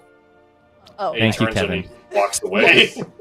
Kevin, can you make sure that manual is accurate? Are you sure? Yes. We're And figuring then this he'll out. walk away. I don't. Let's go get our rooms, guys. I just Yeah. looks at. I just kind of pulled Tim Tam out and I just kind of set him down. He is. Oh wait, how tall is Tim Tam again? He's pretty small. Hanging out on I your made him shoulder, really yeah. tall. He could hang out on my shoulder. Anyway, and I kind of pat him on the head and I let him do his thing. And I'm like, you're a much better automaton. Tim Tim stands up, salutes you at that, and then scampers off into the gardens.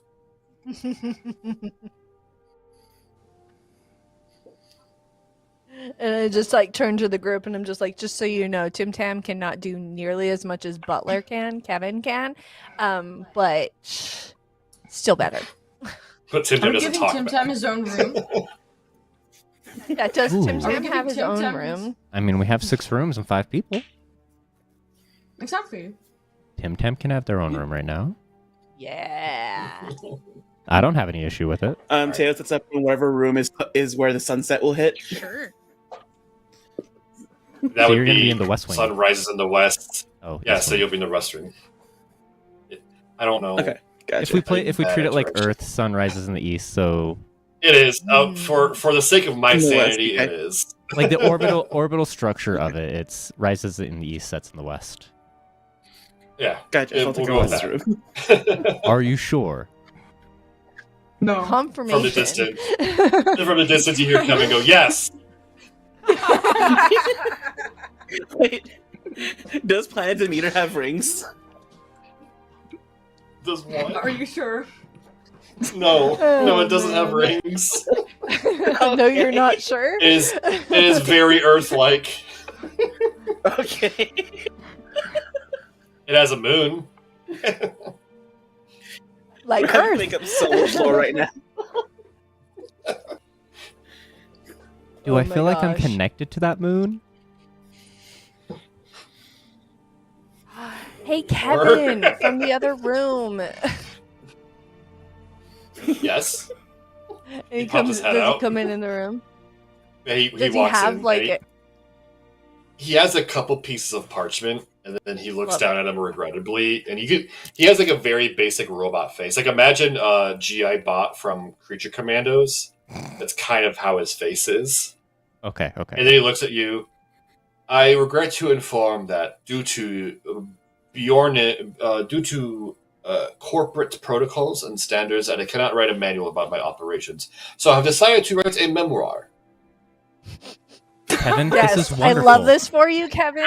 Kevin, Um, confirm. Yes. Anytime we're not here, please continue to be writing your memoir. Please But continue. while Are we you sure? are here, Confirm. Yes. Yes. Confirmed. He puts his memoir away. but while we are here, I have questions to ask you. Do I will you know do the anything best about this answer. place? Like where the town? Are you speaking of Port of Olympia? Yes. Yes. Which do you wish to know about the Port of Olympia? I just wanted to know if you know anything about Port Olympia. I know what my databases know. What does your database know? What do you wish to know? Damn it. Well, Kevin, query. Rental history outside ring. Cost. Size. 5 bed What are you apartment. looking to rent? 5 bed apartment. Under 300. He thinks for a moment. I don't have access to that information. However, I can go to real estate agencies and get that information for you. Like physically you have to do that? When you have the Yes. time after when not working on your memoir, that would be appreciated. Thank you. Kevin is Task noted.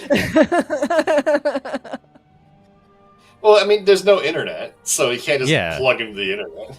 Kevin's our Google. I know, but that's why I was just like, we're new here. Does our butler know anything about the town or the city? It's a Kevin- very large city, so It's like asking your smart home. Do Kevin, you know what is what this? Kevin, where is the sketchiest marketplace in the city located? Yes. that would be in the Copper Ring. There is a commissary marketplace that the corporations have not serviced in a very long time that has been ran entirely by the local workforce. That's where we want to go, right? Yeah, I think let's unload all of our stuff, make sure we're in our rooms, and maybe make that our destination that we go to. Yeah. Yeah.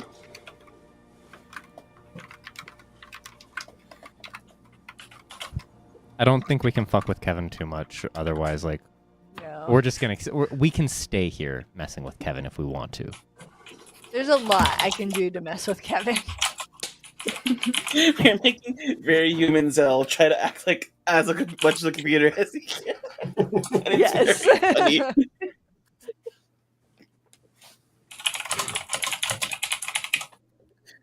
All right. Gotta get some names made really fast. All right, so you guys wish to go to the commissary marketplace in the Copper Ring? Sure, yeah. All right, excellent. I will say that's a good place to take a brief break then.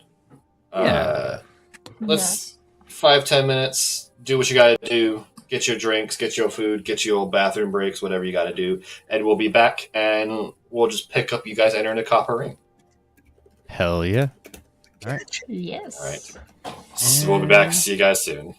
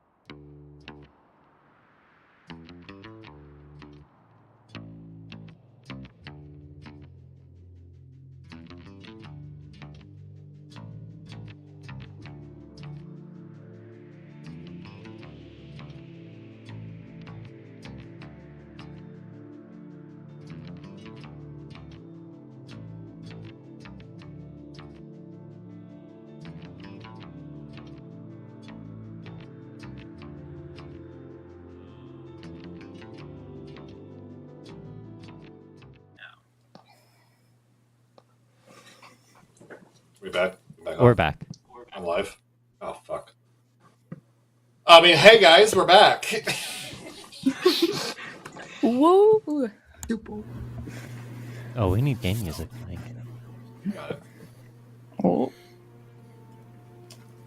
All right.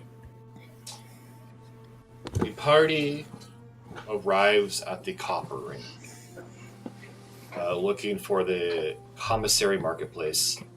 As you kind of pass through that wall gate, the white rose guards kind of look at you, but they don't make no motion towards you. They saw you come in earlier, and it's kind of there's an understanding that you're with Saber Corps, and you're with the high tier Saber Corps, so they might not mess with you mostly. So, but as you walk in to the copper ring, immediately that smell of just industrial smog and runoff hits you, and it's thick and cloying. What do you guys do? What's your first move?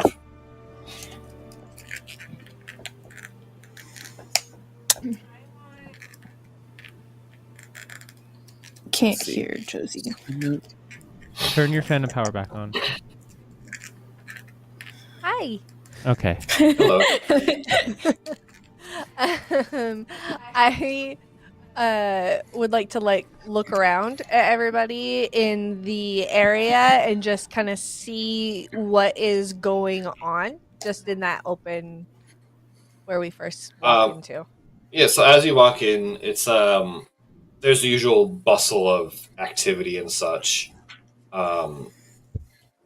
There's no more shouting, no fires or anything. It's just, industry people are going about their day and their job and their work. I mean, a few people will give you like a sidelong glance as, just by the way you're dressed and hold yourself, you are very much not a member of this ring, so to speak. You don't live and work here. You stand out. Y'all, we came here and I thought maybe I'd do some shopping, but I'm kind of thinking this is the wrong ring for shopping. Can I do an investigate check for a Billiam Shankers? Ooh, yes. Ooh, Billiam. Oh yeah, your I man. forgot about Billiam. Yeah. I gotta find my correct. I would say that wouldn't be the check here because you are standing kind of in the middle of the road, Oh, and you don't know what he looks like. We're just given a name because the juggler told you. She's like, "I'll give you a name. You have to figure it out because that's how you're going to prove your worth to the situation." Okay. Let's not do what we did last time, which was just go directly to the heart of everything and just start being very obvious. Asking Let's hey, not where's do that Billiam? this Do a time. check to see a possible Yeah. thieves guild member around. Perception or investigation check. Again, that'd be hard because as you were told, Port of Olympia has a zero tolerance on crime, so they're not going to mark themselves in any way. Especially with the right now, with the most recent protest you guys saw when you came in, there's an increased number of White Rose guards in this area. Because Okay. do we know where all those people went? Are they just did they all get arrested or something? Or? You can go back towards the area and check and see if you wish. Kind of I double would like check to there, do yeah. that. Yeah. Yeah, so you guys make your way back. It takes a little longer because you're not in a carriage and you're walking this time. But you make your way back, and what you see is they have dispersed. There's no more crowd. But you do see that there is an increased number of the guards in their uniforms. They have taken over the security line duties, and a glare from the guards is kind of keeping people away. You do see behind the security line there are a group of these some of the protesters. They look a little roughed up, as if they tried to fight the guards, but they have been, our hands are tied behind their back, and they are sitting on the ground. They're almost waiting for a carriage or something to come pick them up. And you see kind of walking among them, crouching down, trying to talk to a few of them, is a woman. A tall, high elven woman, long, fire red hair that has been tied back, and she's wearing a completely white suit in the same style of the guard's armor, but it's a suit. She has a shoulder cape that has the gray rose symbol on it, and she holds herself in a very austere position of power. You have a feeling that this might be one of those inquisitors that was mentioned to you about the white rose. Mm. And she seems to be trying to interrogate some of the captives or prisoners. However, what you do see among those captured folks, you do not see O'Malley among them. The Hector guy. Oh, Yeah, Hector Hector O'Malley. Hector, yeah. Right. The one that's like The one actually who was want to be good with. who was leading the chant and was identified by Adam as one of the leaders of the Scrappers Union. Mm-hmm. Good for him. Good for him. Good for him. I want to be his friend. Not necessarily this Inquisitors.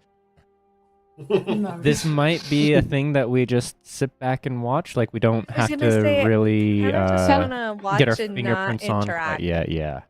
Yeah. Could we listen though? Yeah. It's like Yeah. we're gonna learn, but we're just we gonna have be bystanders. anything- We're not gonna interact. Do you have So anything that can Eavesdrop. help us hear better, maybe? Oh yeah. there are ways that you can try and sneak closer to listen to, but you have to cross the security line. Unless My you have magic some way. stone do. Does Tim Tam listen? Tim Tam, record. Possibly. I mean, Let me look. You guys have message tools as We Saber can Corp. do messaging, yeah. And like you can we- give one I was to gonna Tim Tam. say. Yeah. My throat's a little sore right now, guys. I'm Are sorry. you okay? Do you need I'm some water? I'm It sounds like pretty- you might you know, need some water. I It's think very they pull pull out. Yeah, the idea. Do we want to give Tim Tam a beeper? Let's give him just an extra little listening speaker device thing, and he can just like reach up and push to talk. Here, But Tim it's Tam. not him talking; it's just him letting like us Mhm. hear who's ever near him. Here, Tim Tam. Here's a Mm. microphone. Go pester people You- and But that interview means them on the Tim streets. Tam has to be sneaky, and I don't know that he is. So let me. Tim Tam, this is important. Oh, see this creature's game statistics in the homunculus service. Okay, so I gotta look that up. Homunculi time. Really fast while Josie's Yeah, looking you that guys talk. up. Does our break and like putting clothes away, putting all our effects, and then going out, does that count as a short rest? Did we take a nap or anything like that? If you want to take a short rest, you can. Hell yeah. You could have the effects of a short rest. Yeah. Like we haven't really done anything, but it just resets a few things. I can look for portals again. Hmm. Ooh. I also To want help, to check out statue. Sorry. To help. To help Tim Tam like sneak a bit, I take off like a tentacle from my pendant and put it and stick it onto Tim Tam, and so if Tim has to make it fails his stealth check, you can add a D4 to try and pass it. Ooh. Oh, you're a before warlock he- of the amulet, right? He's got a Yeah. Before plus he 2 goes, to. Oh, sorry. before he goes, I want to cast guidance on him. It's concentration up to 1 minute, so I'll hope. If You'll he's just sit really- there We are and buffing concentrate up on Tim it. Tam. Hell yeah, we are. Okay, so his perception is +0 plus PB. I don't know what PB stands for. Where is that on here? My personal best. Mhm. Oh, Player-based, I proficiency guess? bonus equals your bonus. So whatever my bonus is. So Tim Tam rolls with your stats, basically. No, it's a +2 plus whatever mine is. So Arr. he's better. Better then. Apparently. So yeah, where's my stealth? Mine's a +1, so he gets a +3.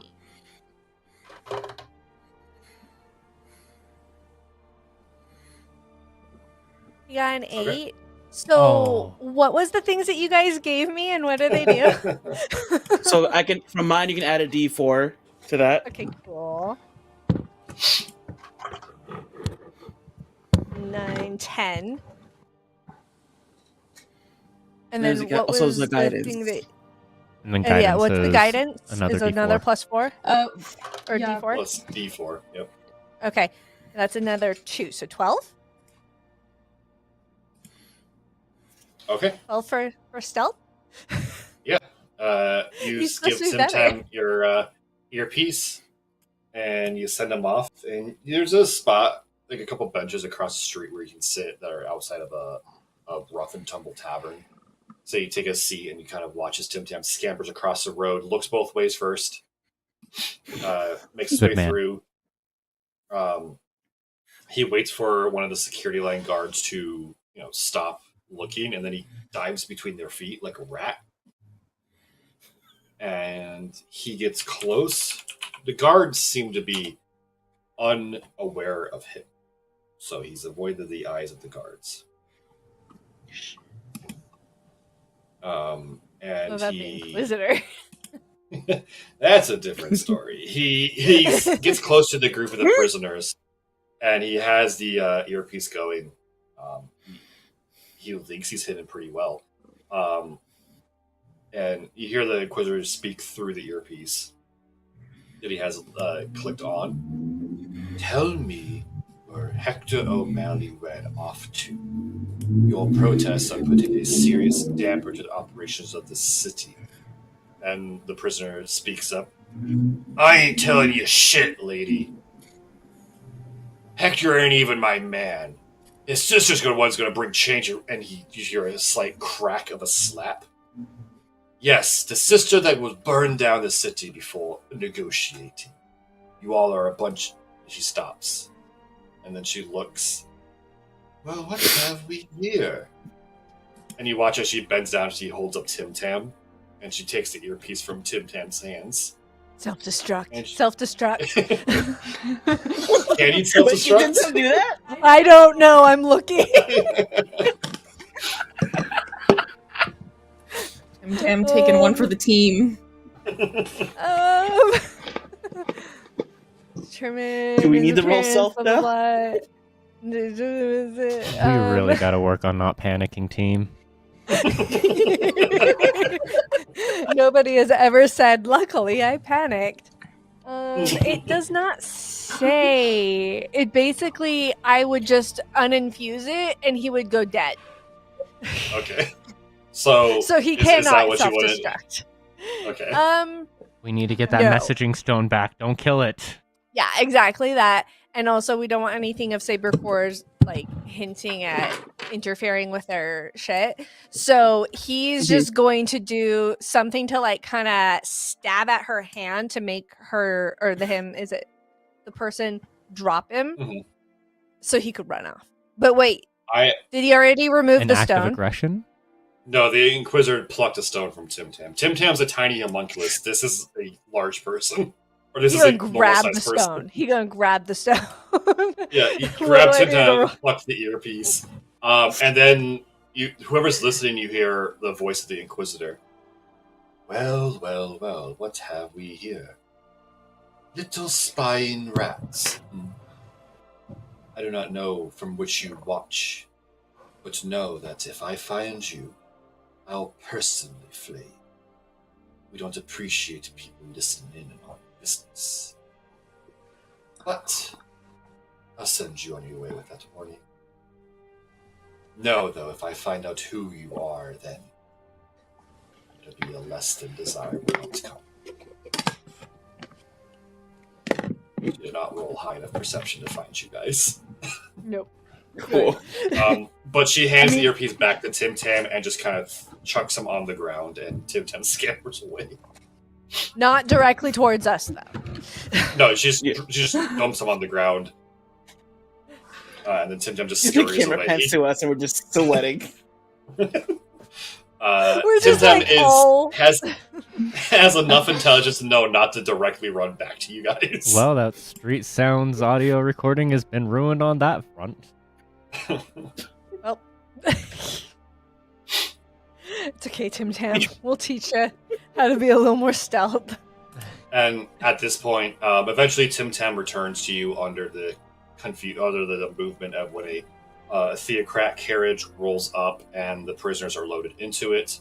The Inquisitor kind of hangs off the back of it, and she gives like one more scan of the street, seemingly looking for whoever tried to listen in. Sees no one that's out of the ordinary that she determines to be a problem. Oh, thank God. Oh, good. We blend in. Yeah, definitely we do not. And then she kind of taps the back of the carriage, and it sets off. The security guards are marching in step behind it, and they leave the protest area.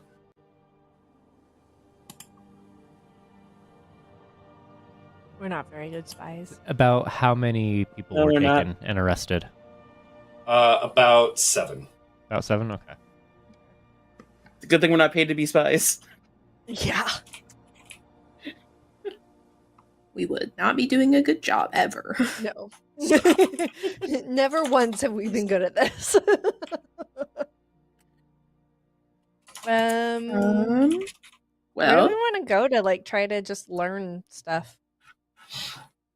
I would like to go investigate that statue of Charles at some point as well. And in reply to your question, I think maybe a pub in more of the worker area. As if to answer your question, you look in the door of the building you're sitting in front of opens and some drunk gets thrown out. Don't come back until you clean up and bring the money to pay your tab. God damn it. And the drunk stands up, points at the pub you're sitting outside, and leaves. Hey, maybe there? think any protesters are in there? Probably. Maybe we can go Probably. sit down and have a few talks? Yes. Sorry, I don't know where that came from. Yeah, let's go. Let's go have some drinks and get some info from the working folk. Yeah. So you enter this pub, and what you look at, the sign is that of a Blue Crab. So the pub is called the Blue Crab. And you walk in, and it's one of those moments where, you know, it was raucous behavior, there's music and sound going on, and then you walk in and it cuts, and everyone's staring at you. You are clean dressed, normal looking folks. Everyone here is a worker who has, you know, clothes that have been well worn, dirt under the nails, face, neck kind of a thing. And they all just kind of look at you. And then the bartender speaks up. You can have a seat at the bar over here and I'll come serve you soon. And then everyone goes back to their business.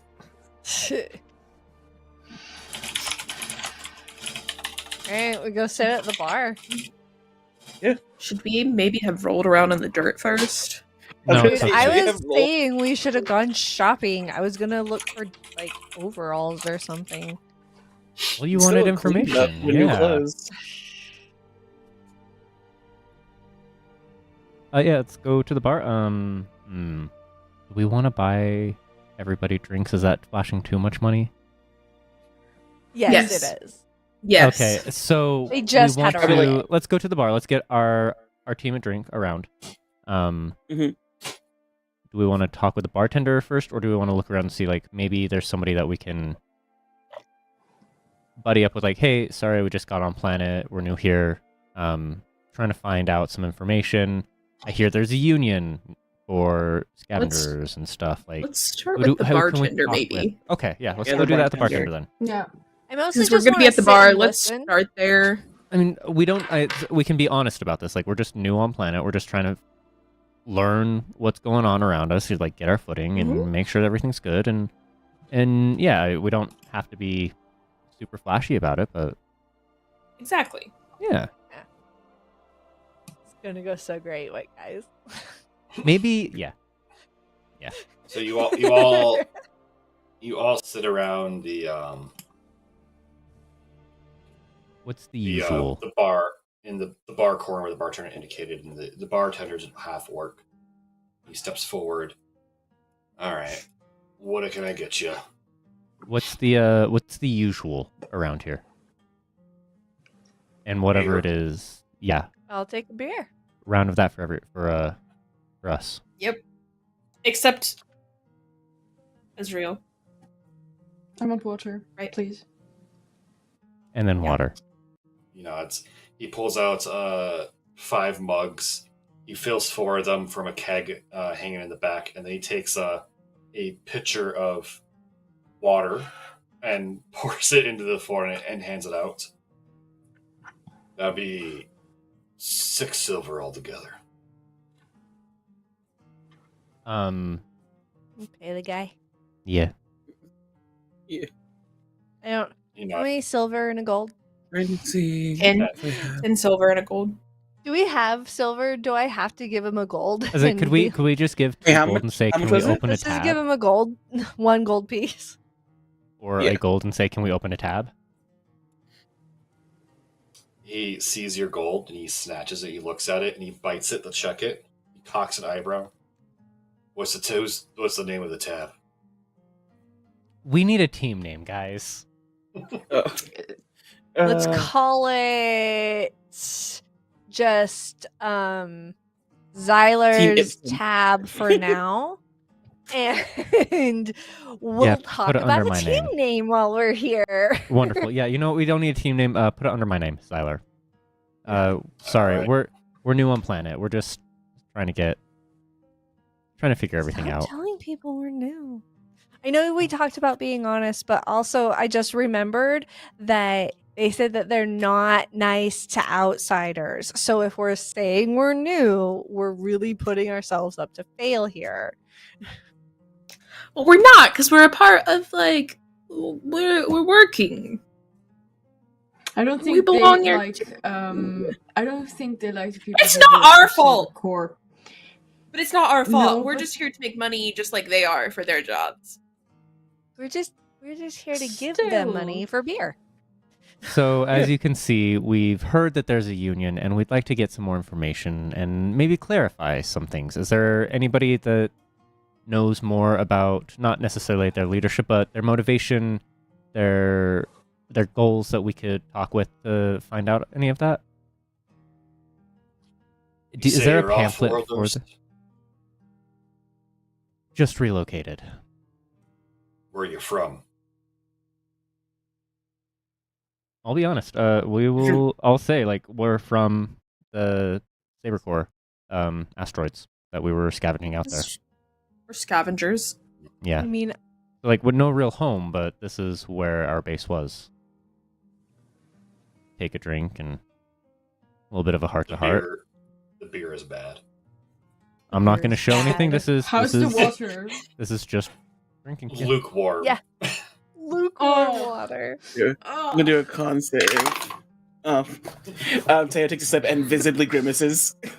Oh no. Good beer. Good beer. So Elodie just pipes up and I can't remember the name of the Fire Genasi's homeworld is, but she just says that. So you're joined up with Saber, huh? Bunch of scavengers in the lake. Yeah. Yeah. That's what we do. It wasn't my first choice. What was And your how first did you choice? hear about this supposed union? Well, first We we walked passed by by the a protest, protest. You Yeah. guys are chanting. and I want to know more.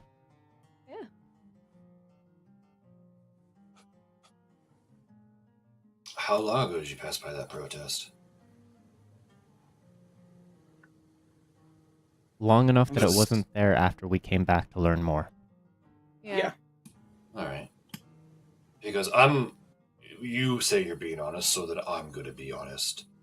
You say you're here working for Saber. You pass by a protest. You're from off-world, and your clothes are clean. You don't look like you've worked hard.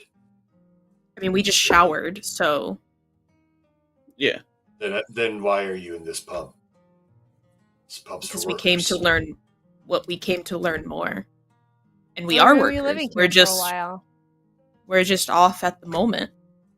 Just because We we've have been refreshed. surrounded by rich people for the past few days, and we need to be around regular people because the vibes have been weird. You Surrounded make by us rich really people. uncomfortable. Take a big drink after that with a big nod, like, yeah, weird vibes. Quite frankly, I feel like you're judging us for our appearance when we haven't judged you. He stands up straight and then he kind of looks at you from over his nose. I hope you understand the current situation. You We passed by don't that because protest. We really don't. don't. That's why we're that's asking. why we're here. I don't appreciate the tone you're taking. Well, I don't appreciate the way you're treating us. Like, we're trying to find out because... And I'm trying to sounds explain like- the situation to you. Sir, there's no reason to raise your voice. I have not raised mine, and none of us have. All right. I'm gonna put another patrons gold around you are down. kind of silenced. I'm gonna put another gold down on the bar, and I'm gonna say I think we've got all the answers that we can here. Walk on out and look for a different pub. We have now established like we are going to be stonewalled here, so Yeah. we'll pay for that. Whatever this covers for the rest of the pub, and hopefully next time you'll be a bit more open to honest questions when all we want to learn are honest answers, and walk out. I'll give you an honest answer right now. You walked in here when there was Inquisitors out there already. How do we know you're not a member of them? You I'm pretty never sure the asked. Inquisitors don't Right. hide who they are, right? I would like to point out that like the Inquisitors have beautiful gowns and all that. We're dressed up in basic scavenger clothes that are just more clean because they've been cleaned. We're still wearing workers' clothes compared How to do what you they're think Inquisitors learn about these protests? probably by asking you questions. But I came here with an honest, open face, willing to buy a drink and enjoy it. And you've decided that none of that will happen. Hey team, let's go. Let's just leave. Fuck the blue crab.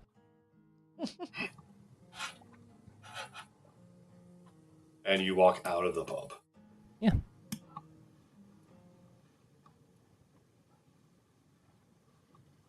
I vote we just These are- listen to other people talk next. So this was the copper ring. Yeah, Okay, this is the industrial ring. the industrial ring. All right. Do we want to go somewhere else? Do we want to go up a ring, where we will not be such sore thumbs to get any information about this town?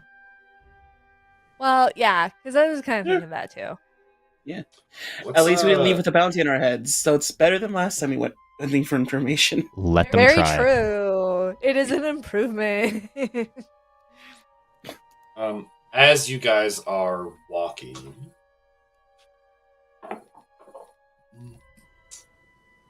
Persephone, someone bumps into you as you're walking away. What's your passive perception? What am I looking at for that? It'll it's be under in senses passive. on the left It's, side. 11. All right. hey, mine's The per- 12. Do I notice that she gets bumped? I mean, it's pretty clear to everyone that she gets bumped, but the person bumps you and stumbles back and goes, "My bad. Carry on. Wasn't paying attention." You guys recognize it as the drunk who was thrown out of the blue crab, and the drunk continues walking away. Let's go talk to him. We could follow him, yeah. Is there Maybe, a way like, to check first and I see would- if he stole anything off of me? insight? Yeah, Yeah, because check I'm your having Insight vibes. again? Oh my God, I'm we'll talk having about it. flashbacks. Wait, Persephone, make a investigation check.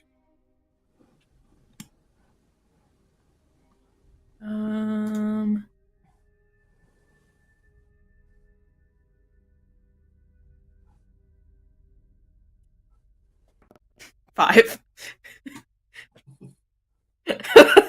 Of course. You check around. Your coin purse is still there. Your weapon, any weapons you had, were still there. You know, everything seems to be normal. But then you actually find that a note has been given to you. You've been Oh. reverse pickpocketed.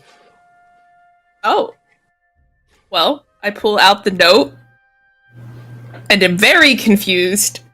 I think he just handed me something, guys. Open it up. Say. Don't read it out loud. Pass it around.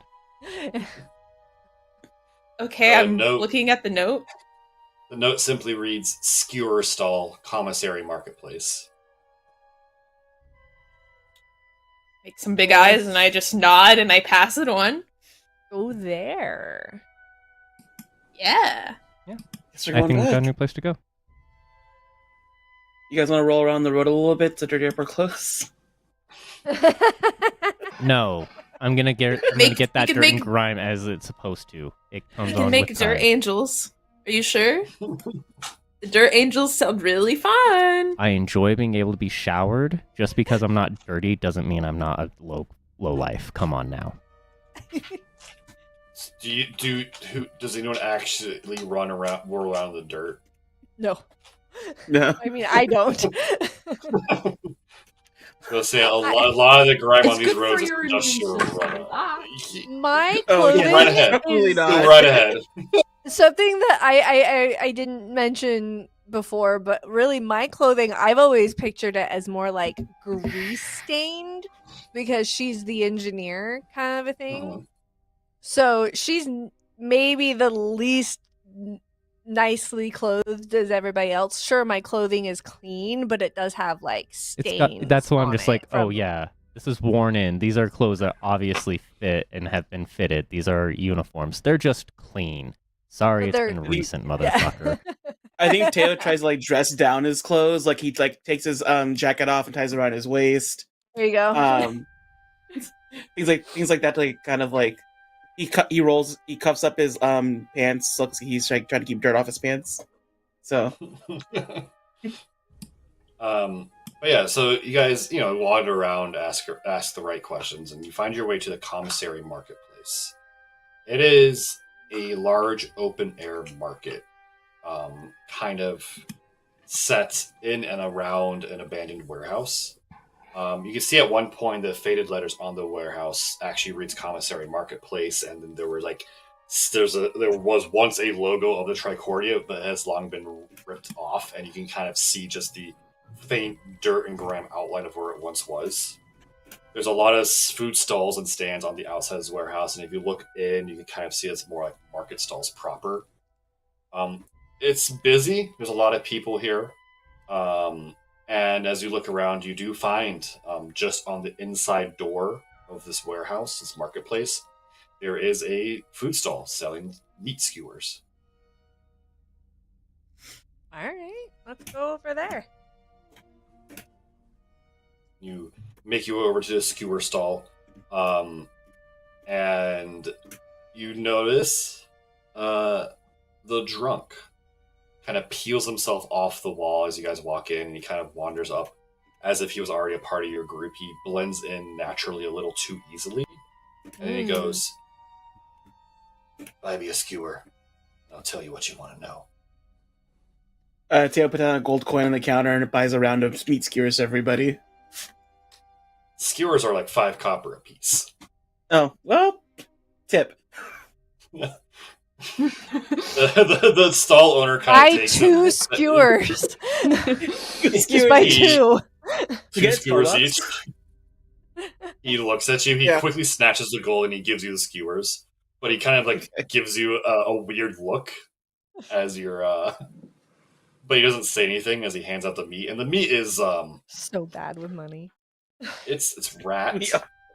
it's fish. It's basically whatever the stall owner can get their hands on to fry. But there are some tables, and the drunk kind of gratefully accepts the skewers and goes to sit at a table and waiting for you guys to sit. Oh, okay. Follow him. Yeah. That's it. Yeah, let's go sit. The drunk pulls back the hood of his cloak, and he has like greasy, matted down hair, a very large, bushy, unkept beard. He has years of grime and dust and dirt around the creases of his face and fingernails and hands. And he tears into one of the skewers, and then he looks at all of you. Saw you entered the Blue Crab. Yeah, not very friendly. Well, you can't blame them much. A few of their organizers just got taken. The Blue Crabs organizers or the. The Scrappers Union. Now, they won't tell you because you probably didn't ask the right questions or you don't fit the vibe because they're very, very paranoid. But the Blue Crab is the headquarters. unofficially, of course, of the Scrappers. So we just walked into their headquarters and was like, "Hey, what's up? What's up? Everybody's business." Please tell Okay. us about yourself and what you're fighting for. Wow, that's a terrible We're way very to gain more people. fellow kids. So I hope you understand their position. The protest got knocked over by some of the White Rose theocrats, and their leader barely escaped. He waves his hand dismissively. I understand they're sabotaging themselves. They're losing help that would be beneficial to them. And they can learn that a little later. So And we'll anyways, learn why more have about you the asked city us as to well. meet you here? Yeah. Because you're talking to the wrong crowd. See, the Blue Crab... the Scrappers Union is kind of split between two factions now. The Blue Crab is the main headquarters of the faction, led by Hector O'Malley. He's a leader, I'll give him that. Soft-spoken, kind, but he's not decisive. You said you saw that protest. We You did. saw how effective that was. We only caught a glimpse of it. That's why we were curious about what the whole thing was.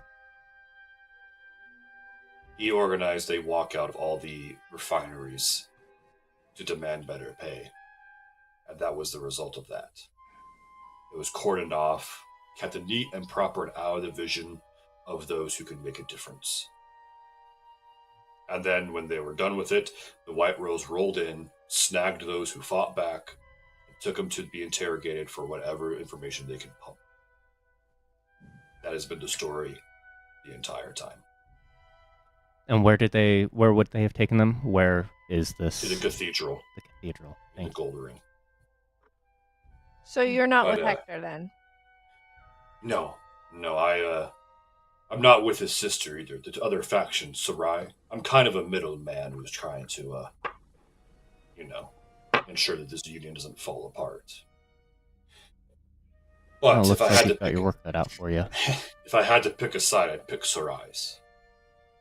Why? The past month alone, she's already hit 3 Tricordia refineries, damaged them, caused enough of an income loss that unfortunately those workers were then, arrested and fired. But better security for those machines and those jobs have been implemented. Granted, her methods cause more friction among the Tricordia and the Scrappers Union, but they get results. She hasn't been arrested yet, right? She's currently in hiding. Okay. Can I insight this guy to see if he feels like being honest with us? Yeah, go right ahead. Yeah. Okay, cool. 3, That is a 19. 15. Oh, he's sketchy as fuck. Mm. He definitely has the feel of a drifter, a drunk, who's kind of wandering between things, but at the same time, he's that man who people overlook, who collects that information. And he seems to have some kind of stake in the Scrappers Union that go beyond the 2 leaders. But So he what are won't. you gaining by talking to us here? You're off-worlders, so I figured you could be hired.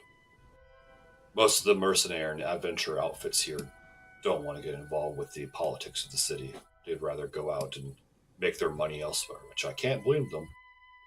Gotta get your money somehow. Mm-hmm. But you work for Saber Corp, I can tell that much.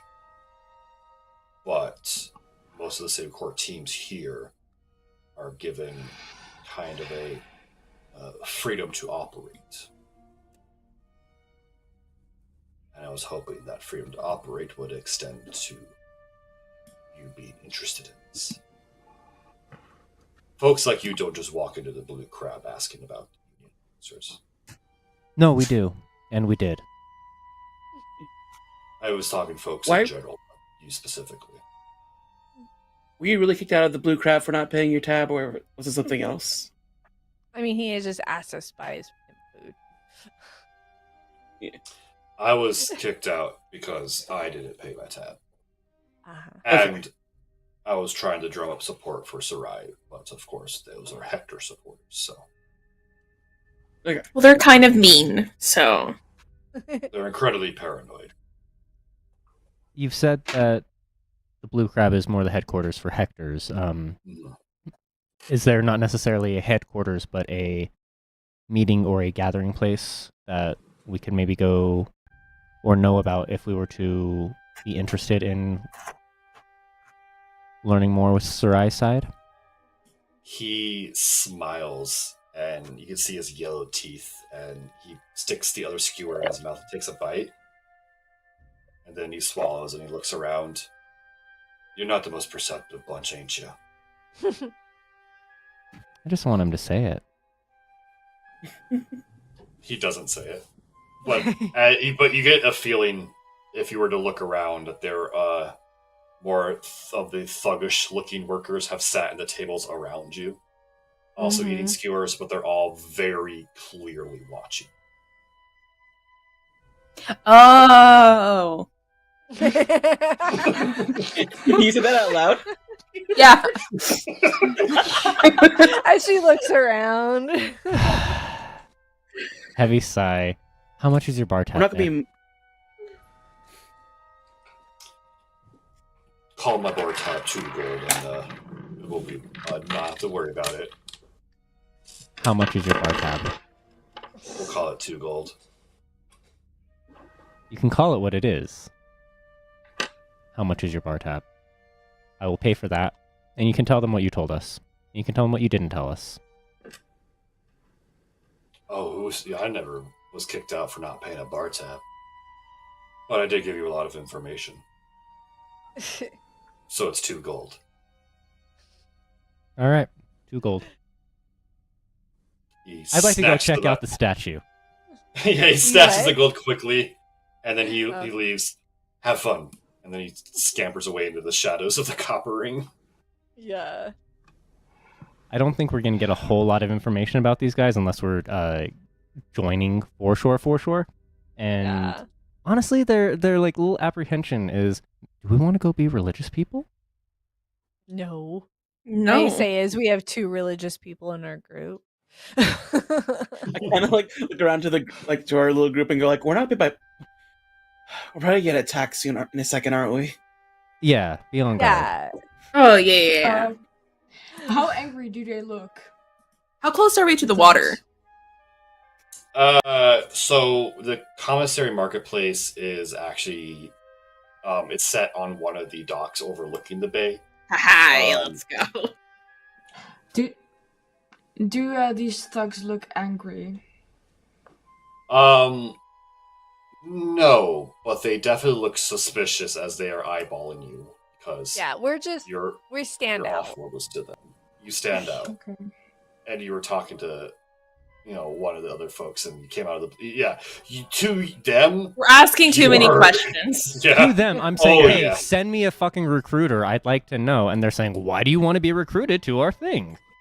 Because we're off-worlders and we just showed up on the world and suddenly was interested in their business when Listen, most off-worlders Zyler's are hero not. complex isn't going to allow that to sink in. He's there to help anybody he wants to help, and they're turning It him was gonna- down. And it's just a Gives me a little wild personal card. affront to him. It is becoming personal. If they don't want help, he will take that no and leave. Teo, I'm sorry you want to overthrow the company. It's not going to happen without our help. Teo looks around for the beefiest dude at one of the tables, takes a big bite of his skewer, and then winks. No. And then If we're good, the man looks at you. Cards might as walk well be up wild and card. starts to walk out. The man looks at you, Teo, and he gives you like the up and down eye, and then he winks back.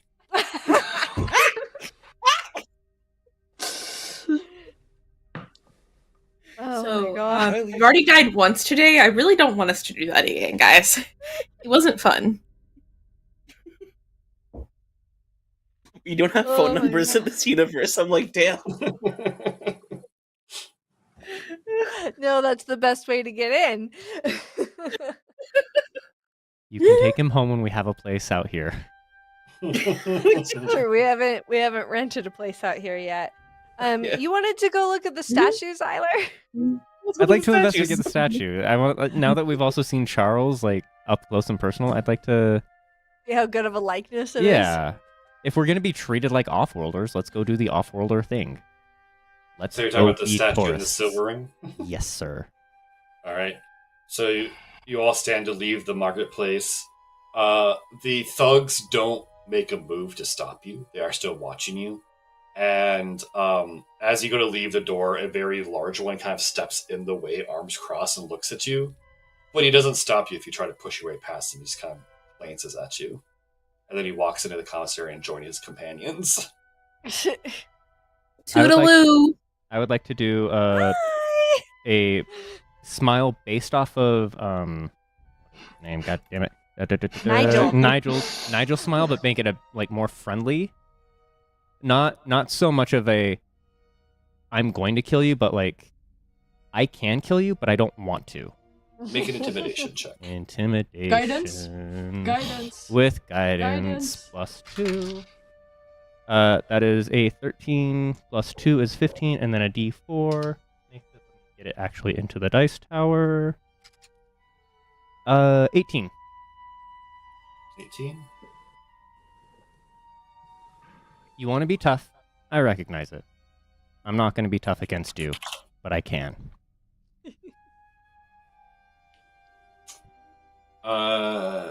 Yeah, he resists the intimidation attack, and he makes no notice of your smile. no reaction. No. All right, that's fine. To the guy at the wing deck, I leave a note saying, if we've convinced you enough to talk to us, meet us at the statue at sundown.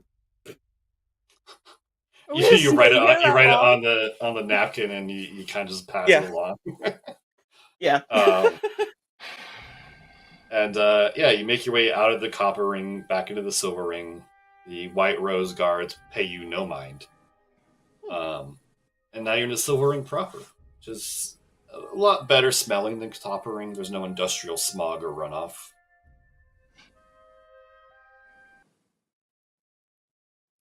I think Taylor's still eating the meat skewer and is like, it's actually pretty good. Yeah, the rats. Oh, can I have a bite? I'll have a bite. If it's Does it look Yeah, like I got rat you. meat? I got everybody too. I'll take my kebabs. you. Thank you. Does look good. It's as good as the beer tasted. This is a damn good rat burger. Honestly, I've had worse. I've had worse rats before. You make your way to the Square of Solidarity. There's a few small shops here, a couple more cafes, but the main thing is it's a small park, and in the middle of that park is that statue, Tricorn. Wonderful. I want to contemplate it. So as you approach it, the plaque on it reads, Tricordia, who brought civilization to the wilderness and put money in our pockets.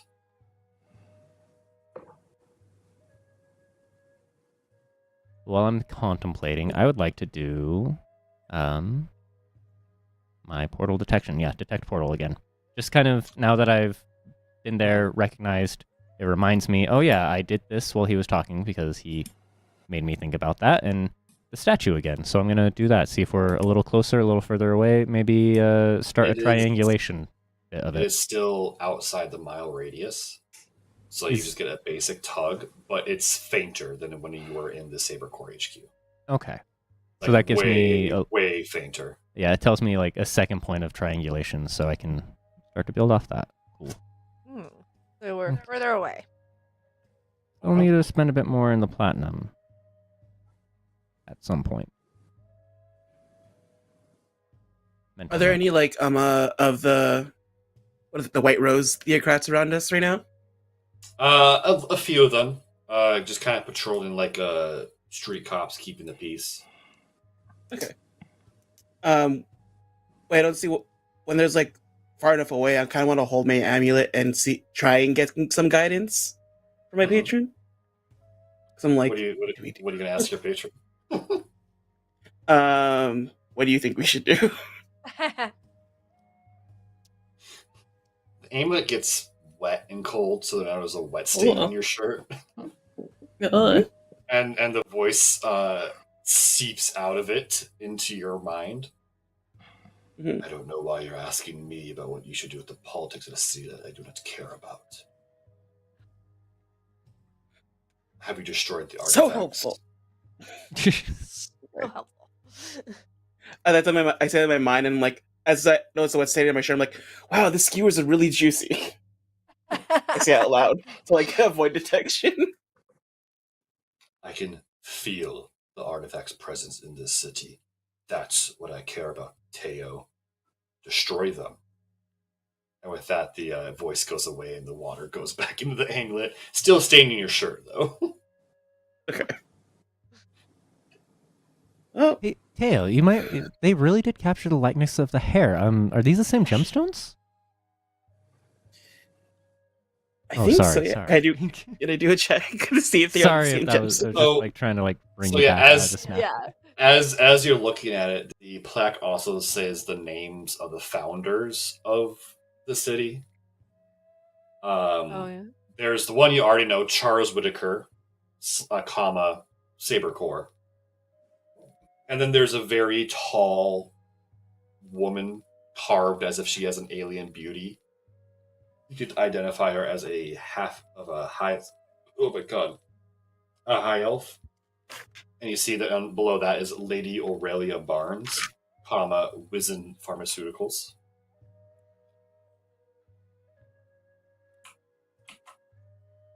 Put a name in the chat.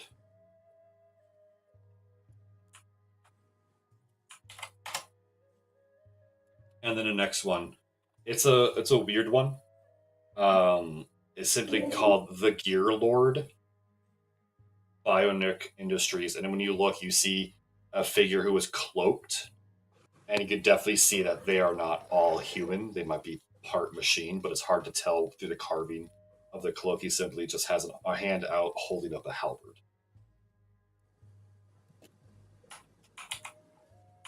So it's a statue of him, but it has like the names of all three of them. Yes. They There's a statue of all three of them. Oh, okay. I was gonna ask if there were statues of the other two like around. Yeah, or something. they're all like in this statue together, like back to back, holding like a industrialist pose, as of, you know, hey, we founded the city. You know, we're the ones who brought civilization to this planet. Was uncivil, it's so on and so forth. You know, capitalist things. A real Atlas Shrugged type bullshit thing, yeah. Yeah, exactly.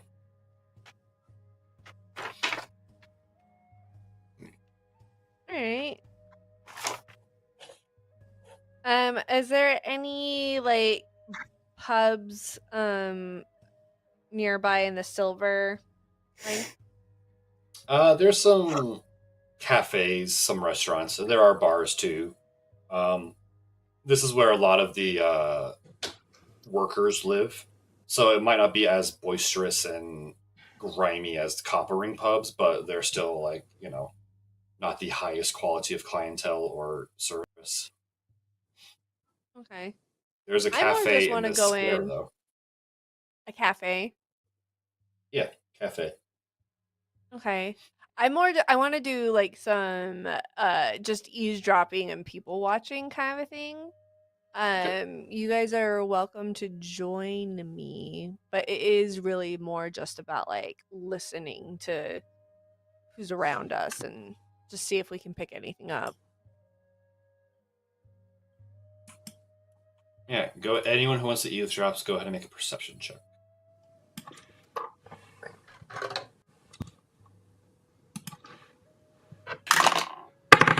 I rolled a 8.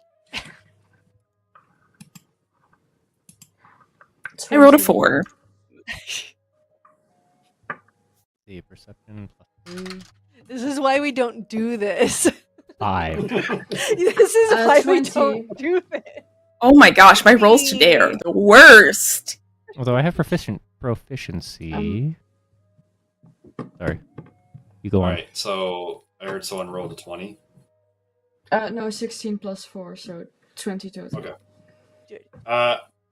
Everyone but Ezreal kind of hears just your typical gossip, rumors, and slanders. You know, like, oh my gosh, she did that with him and there, stuff like that.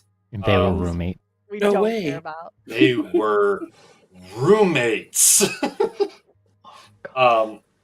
Ezreal, though, you do pick up on a bit of a rumor or a bit of a conversation as you're kind of walking around. You hear someone speak. Goldring. Yes. Hold on, I'm just trying to find the thing. Cathedral. We break them out at midnight. I have a man on the inside. And then the two people walk away from each other. Okay. Well, I want to take a good look at the two persons, just so I can recognize them if I see them again.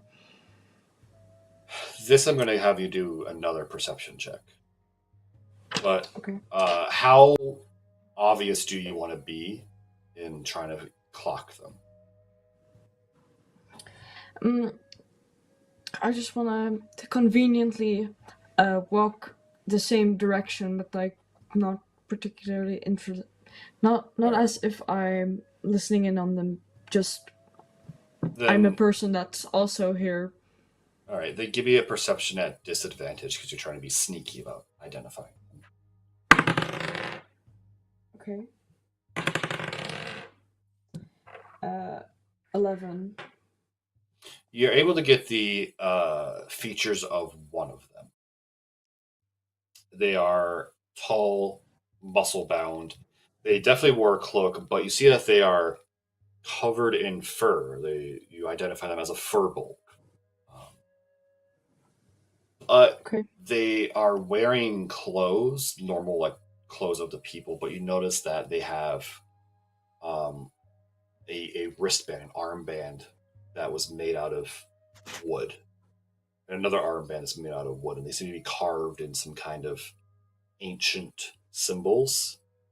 And as you walk by, you kind of get a whiff of wildflowers, and then it quickly dissipates as they walk away. Okay.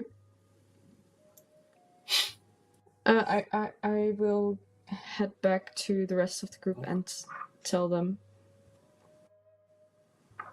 You guys are still trying to pull the threads together of this scandalous rumor you heard about someone's wife cheating on someone else's wife with their husband of a third party altogether. And apparently they were swingers and roommates, and it's messy. It's hard to put the whole story together, but it's messy.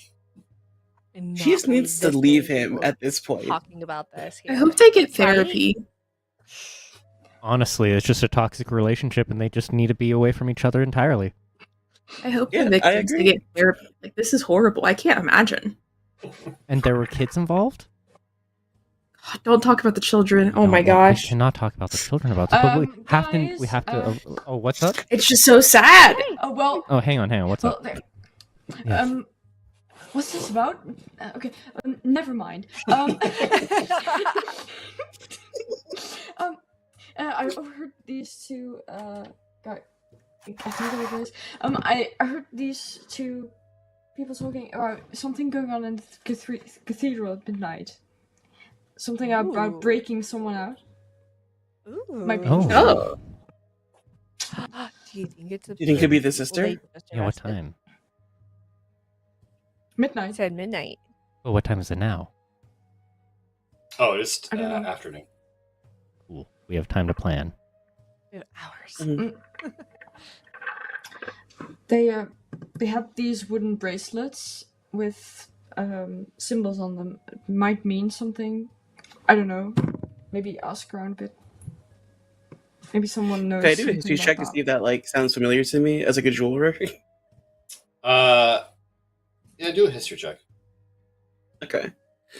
See where it is. It +2. 12. wood's not your medium. You Yeah. don't really hear much people wearing wooden jewelry, wooden gear. It's a weird material to make things out of, honestly. Like, when there's fine metals and gems, why would you make something out of wood? The second you get any bad decent oil on it, the oils reap off and it can splinter and get mold. And he's just going on a rant about this to you all. I'll let you stop him.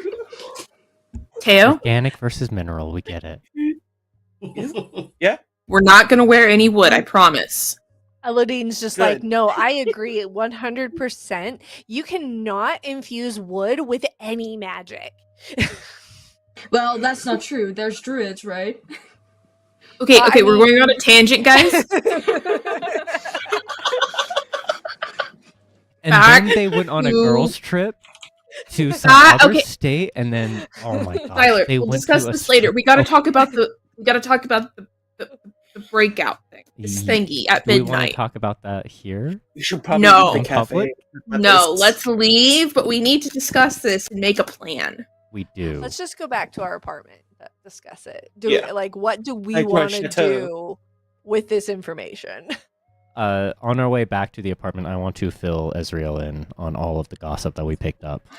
That's nice. Yeah. The couple you were getting the gossip from as you're like sitting outside the cafe, as you walk away, one of them stands up, takes your drink, and splashes it in the face of the other, and storms off. And that's where we leave this episode. That is amazing, guys. We have to keep up with this gossip. This is We're I gonna am have to come hooked. back tomorrow. yeah. We need to I come back to called this. it. We need to come What do back you to think this they cafe said? tomorrow. We missed You were it. right. Oh my gosh. But you guys are returning to your chateau. Chateau. Chateau. The platinum ring. Fancy rich. You return, and Kevin is standing there. Greetings, individuals who live here. Hey, Kevin, I Gerald. suppose you had a great outing. Awesome. Did you forget our Yeah. time? Better- Less than we Couple. wanted. It is not efficient for me to speak all 5 of your names every time I greet the group of you upon your return. No. Okay, Gerald. Yes. You can refer I was to gonna us call as him gang as a Devin. collective. I will now refer to you as a gang.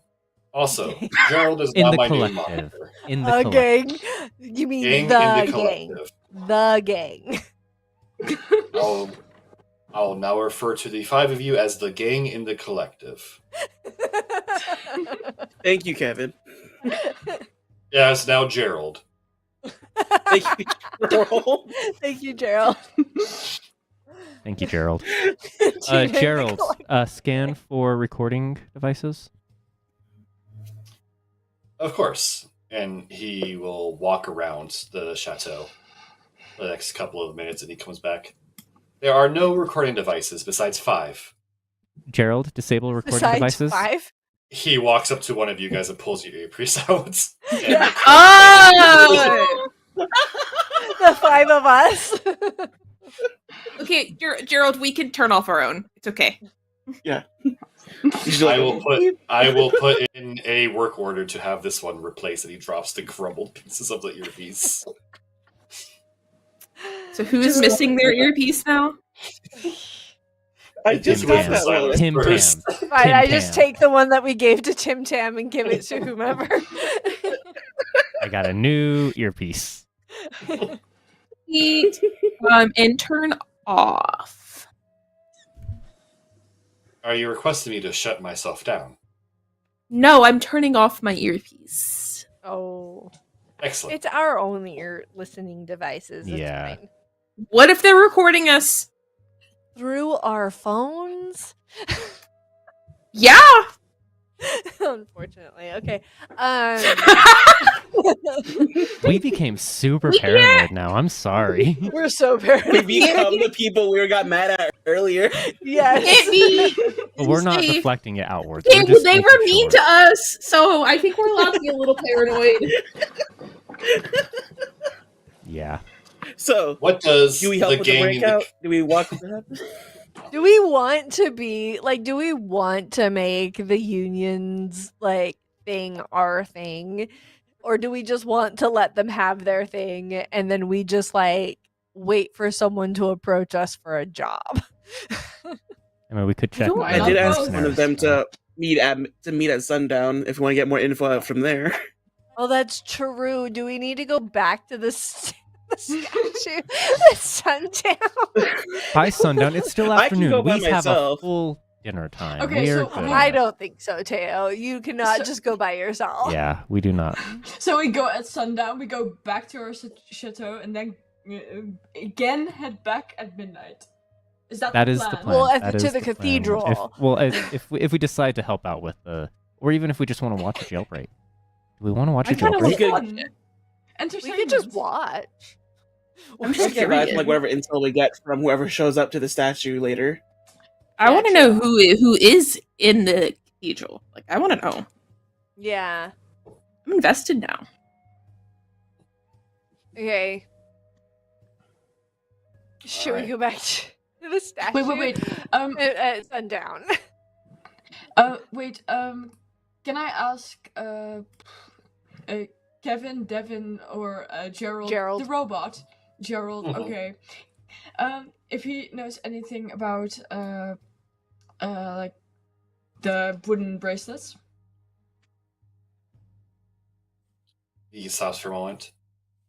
The wooden bracelets with the ancient symbols that you have described are typical of the local druids. They don't live in the city, or No, do they? they do not. They are known as the Buell. My records indicate that the Buell have a constant fight against the Tricordia, and specifically the White Rose Theocrats, as they, from my understanding and knowledge that I have from multiple sources, lived on this planet long before the port of Olympia. Oh, so they're like separate from the Union people. This They're is their own indigenous. thing. This is different. These seem like our kind of people. This is Yeah. something I'd rather Yes. help with than the Union. But then again, the druids aren't going to necessarily just accept us. I mean, if we jump in on their breakout and saving whomever is in the cathedral, they're probably going to assume we're not on their side. The Buell do have an extreme history of ultra-violence against those who come from the port of Olympia. Kevin, don't tell anybody about what we talk about here, okay? Who is Kevin? I am Gerald. Gerald, do not talk about anything we talk about here, okay? Are you sure? Unless Taylor's with like- us. Unless it's us, not with anyone else. Tails Directive at the understood. whiteboard and just like, Only writes down the speak to the current gang name in of the the robot. collective. Directive understood. Only speak to the current gang in the collective. Are you sure? Yes. Confirm. Confirmed. I don't like the way you worded that. Directive confirmed. I will only speak to the gang in the collective now. Oh, so not to us. Yeah, we don't oh, get no. individuals now. We all have to deal with Kevin together. Kevin, Devin, Okay. Gerald. Gerald. Whatever we call him next. Gerald, can you make us Samantha. some dinner? Yes, what would you like for dinner? But do we have what are the options? Yeah, what are we craving after the rat skewers? You're something light? Because that was pretty heavy, I think. Yeah, maybe like a just like a good Probably better nice than salad or whatever something. rations we have for on the ship. What kind of salad does the gang in the collective wish to consume for dinner? Do you have any options, Gerald?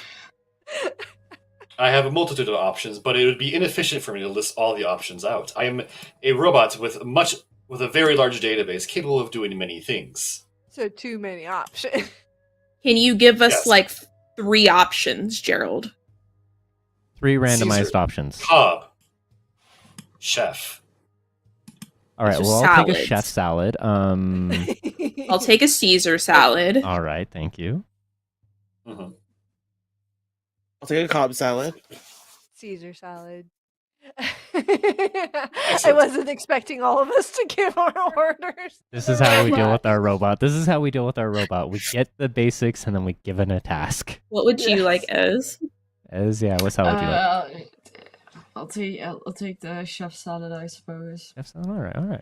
2 chefs, 2 Caesars, and a Cobb, Gerald. I will go and prepare the meal now. What would Master Tim Tam want? Oh, he doesn't eat. But thank you. That is weird, because he communicated to me that he enjoys eating. Oh well, and he walks away to the wait. kitchen. What? Excuse me. Tim Tam, what salad would you like? Tim Tam, what salad would you like? Tim Tam? Tim Tam It's the most looks... intense revelation we've had all day. Right, this is, yeah. Okay. What salad would Tim Tam like? Tim Tam looks and he holds up the 3 fingers. So, third option. All. No, all of them. Oh, all 3. Kevin, Devin, Gerald. He nods at all 3. Kevin, Devin, Gerald.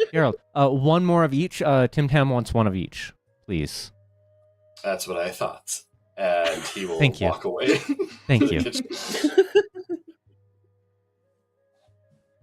This ruins my joke of D&D. we're gonna leave before he finishes the salads.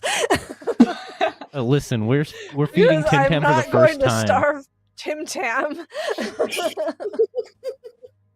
Tim Take Tam the looks salads pretty... to go. Tim Tam looks very pleased with himself. How long could you speak? He's not speaking. Tim Tam doesn't speak in a way that you all understand. Have we been starving you? Tim Tam shakes his head. Persephone's really concerned now, even though Tim Tam is not necessarily hers. Could I check? I mean, no, never mind. Do you want to give Tim Elodie. Tam a checkup? Make sure that they're still nice and Yeah. healthy? Yeah, okay. I mean, I am a doctor. Can I get Clearly, he's Taylor. more than that, Elodine. Clearly, he's Make- a part of our family. Taylor writes on the Elodie. community board Make shopping list. Ezreal, make an Arcana check. Arcana, To check over oh Tim no. Tam. 4. This is a Tim Tam living is creature dying. that you guys have had in your pocket. This has been a living creature you've had this entire time. Why haven't you guys been feeding it? Tim Tam, do you want more salad? No, listen, everyone. He's fine. Is he? I made him look like a robot. Okay, autonomous. He's fine. He doesn't need to eat anything. But if he wants to eat something, he can. Are I you turned- sure? I turned to Taylor. Has he said that to you? We are officially the I've bad never guys. fed We're him completely the bad before. guys. We're We've the never baddies. fed our We're the prisoner. baddies. He's our Because bad guy. Gerald baddies. said Hayo's on the verge of tears. We're the baddies. Like, Tim Tam, how can we make this up to you? Tim And Tam just kind of like stands on Elodine's shoulder, hands on hips, head in the air, just proud of himself. Tim Taylor writes Tam? like on a community shopping list, like to get translator for Tim Tam. Doesn't Gerald need to returns with speak. serving trays of various of salad, except they're all like a basic house salad. Are they all the same salad? Understandable. That's fine. Thank you, Gerald. Gerald. Gerald, Yes. is Tim Tam okay? He looks towards Tim Tam, and he looks back. I believe Master Tim Tam said he pulled what he called a very great prank on you all. I knew it. Elodine looking extremely relieved of just like, no, this is the way that she understands it. Do you not understand Master Tim Tam? No. No, You- I don't speak robot. You never thought you could see a robot with a mostly static face look so fucking smug. I just point in a way that just says, "You little shit." Gerald has a very smug look on his robotic face. I see. He sets I his will hands not down and he forget walks this. away. I Tim just Tam, I will grab- not forget. I grab Tim Tam and I just set him in the middle of one of the salads, and I'm like, "Here you go." Good job, Tim Tam. Good He job. throws it around and just starts playing in it. He What doesn't I actually told you eat guys. any of it. Taylor's I just told angrily you guys. eating salad. Elodine, I want you to give me an Arcana check with advantage because you're an artificer. Yeah. That's a 6. That's a 17 plus 3, so dirty 20. You, as this whole thing happens and it's calmed down now, you realize with what Gerald said about understanding Tim Tam, constructs with any sort of sentience, like in the case of Gerald and Tim Tam, have their own language. And you remember reading something about this phenomenon developing. There's like it's like an innate genetic memory kind of situation with them. But this language was identified as arcane binary. And it seems to be something that only constructs and automatons with any sort of sentience have. Any warforged that you come across understands it innately also, kind of a situation. So if it's a construct with any sort of sentience, it would understand arcane binary. And that's what you kind of feel like that's what Gerald and Tim Tam communicated with, was the robot language. And immediately Elodine just wants to be able to understand it as well, but knows that she cannot. Yeah. It's a construct thing, but luckily there is an industry. But luckily there's a corporation that's all about constructs. Yes, there is. All right, team. To the What do we statue. want to name our team? The Well, collective gang. We don't need a name Yes. with that. Yes, we do. Do we collective want to be the gang. collective gang? Do we just want to be the collective? Maybe we're just the collective. The collective. That's fine, I guess. ominous.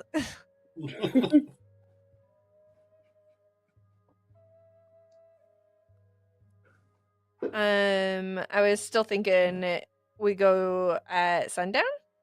Yeah, I like that. We ride at sundown. So you If guys there's are called the anything collective?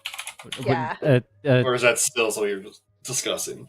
It's still discussing. The collective in pencil. Parentheses temporary. It's written on tape, not like actually chiseled into. It's like a giant TBD, DBA, the collective. So to be decided, but doing business as the collective. You have a feeling that Ford's going to have a headache over it, but Yeah, but then like parentheses, don't chisel this in stone yet.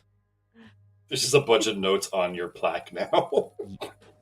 Just sticky notes up Just to it. a Yeah. bunch of sticky notes. There's just a bunch of sticky notes over your plaque now. Guys, do we want to be the sticky notes? No. Is that a really bad No. band name? Okay, I'm sorry. Would that be too innuendo-wise a lot? True.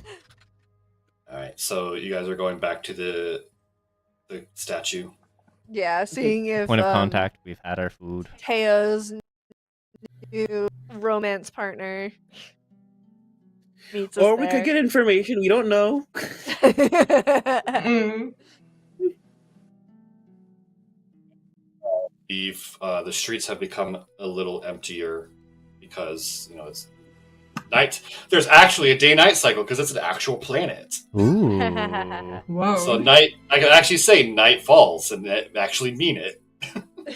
But the sun starts to dip down, and you see these electric torches go flink, flink, flink, flink.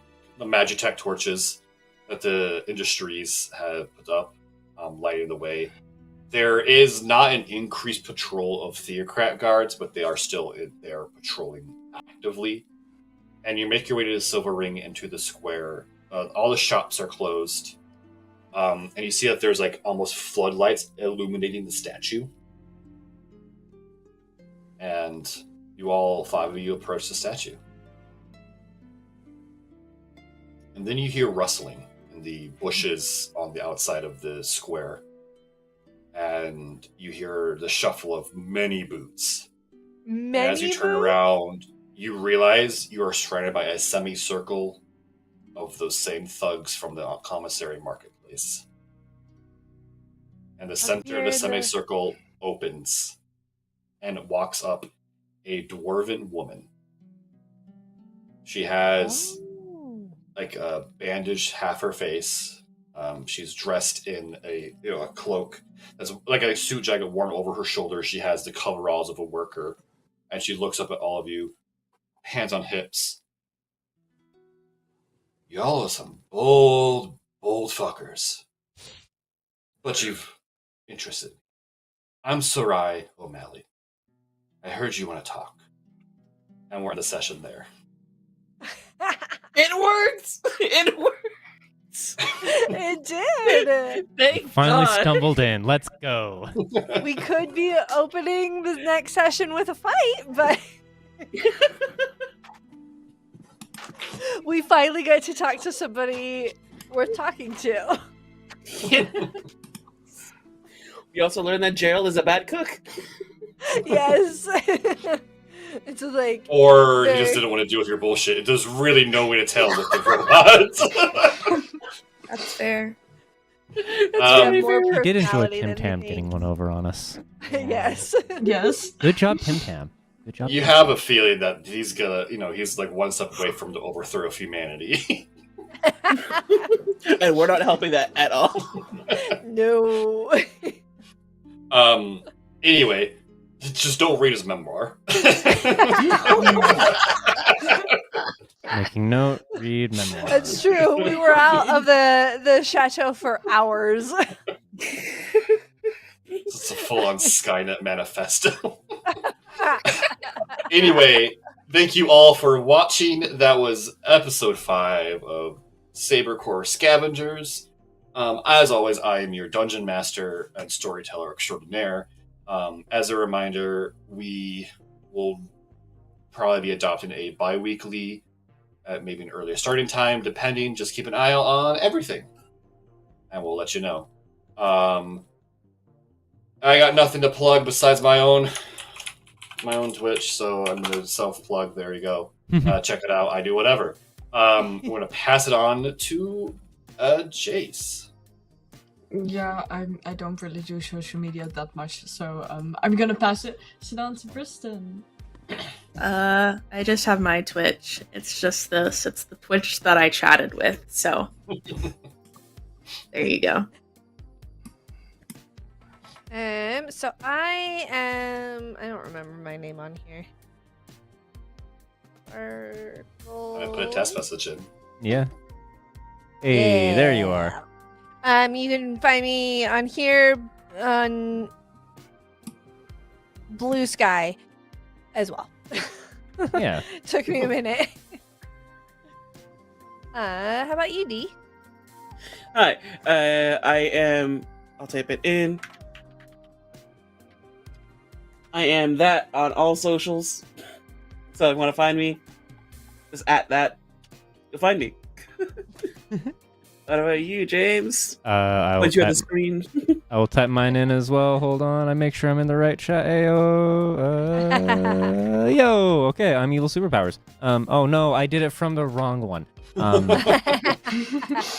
there you go, though, Find me guys. anywhere and everywhere on at Evil Superpowers. Thank you so much for listening. Zell, I'm gonna toss it back to you to say goodbye. All right, everyone. Stay good, stay safe, and remember, do not harass your robot butlers because they might overthrow humanity. All right, everyone, have a good day. See you next time. See ya in the stars.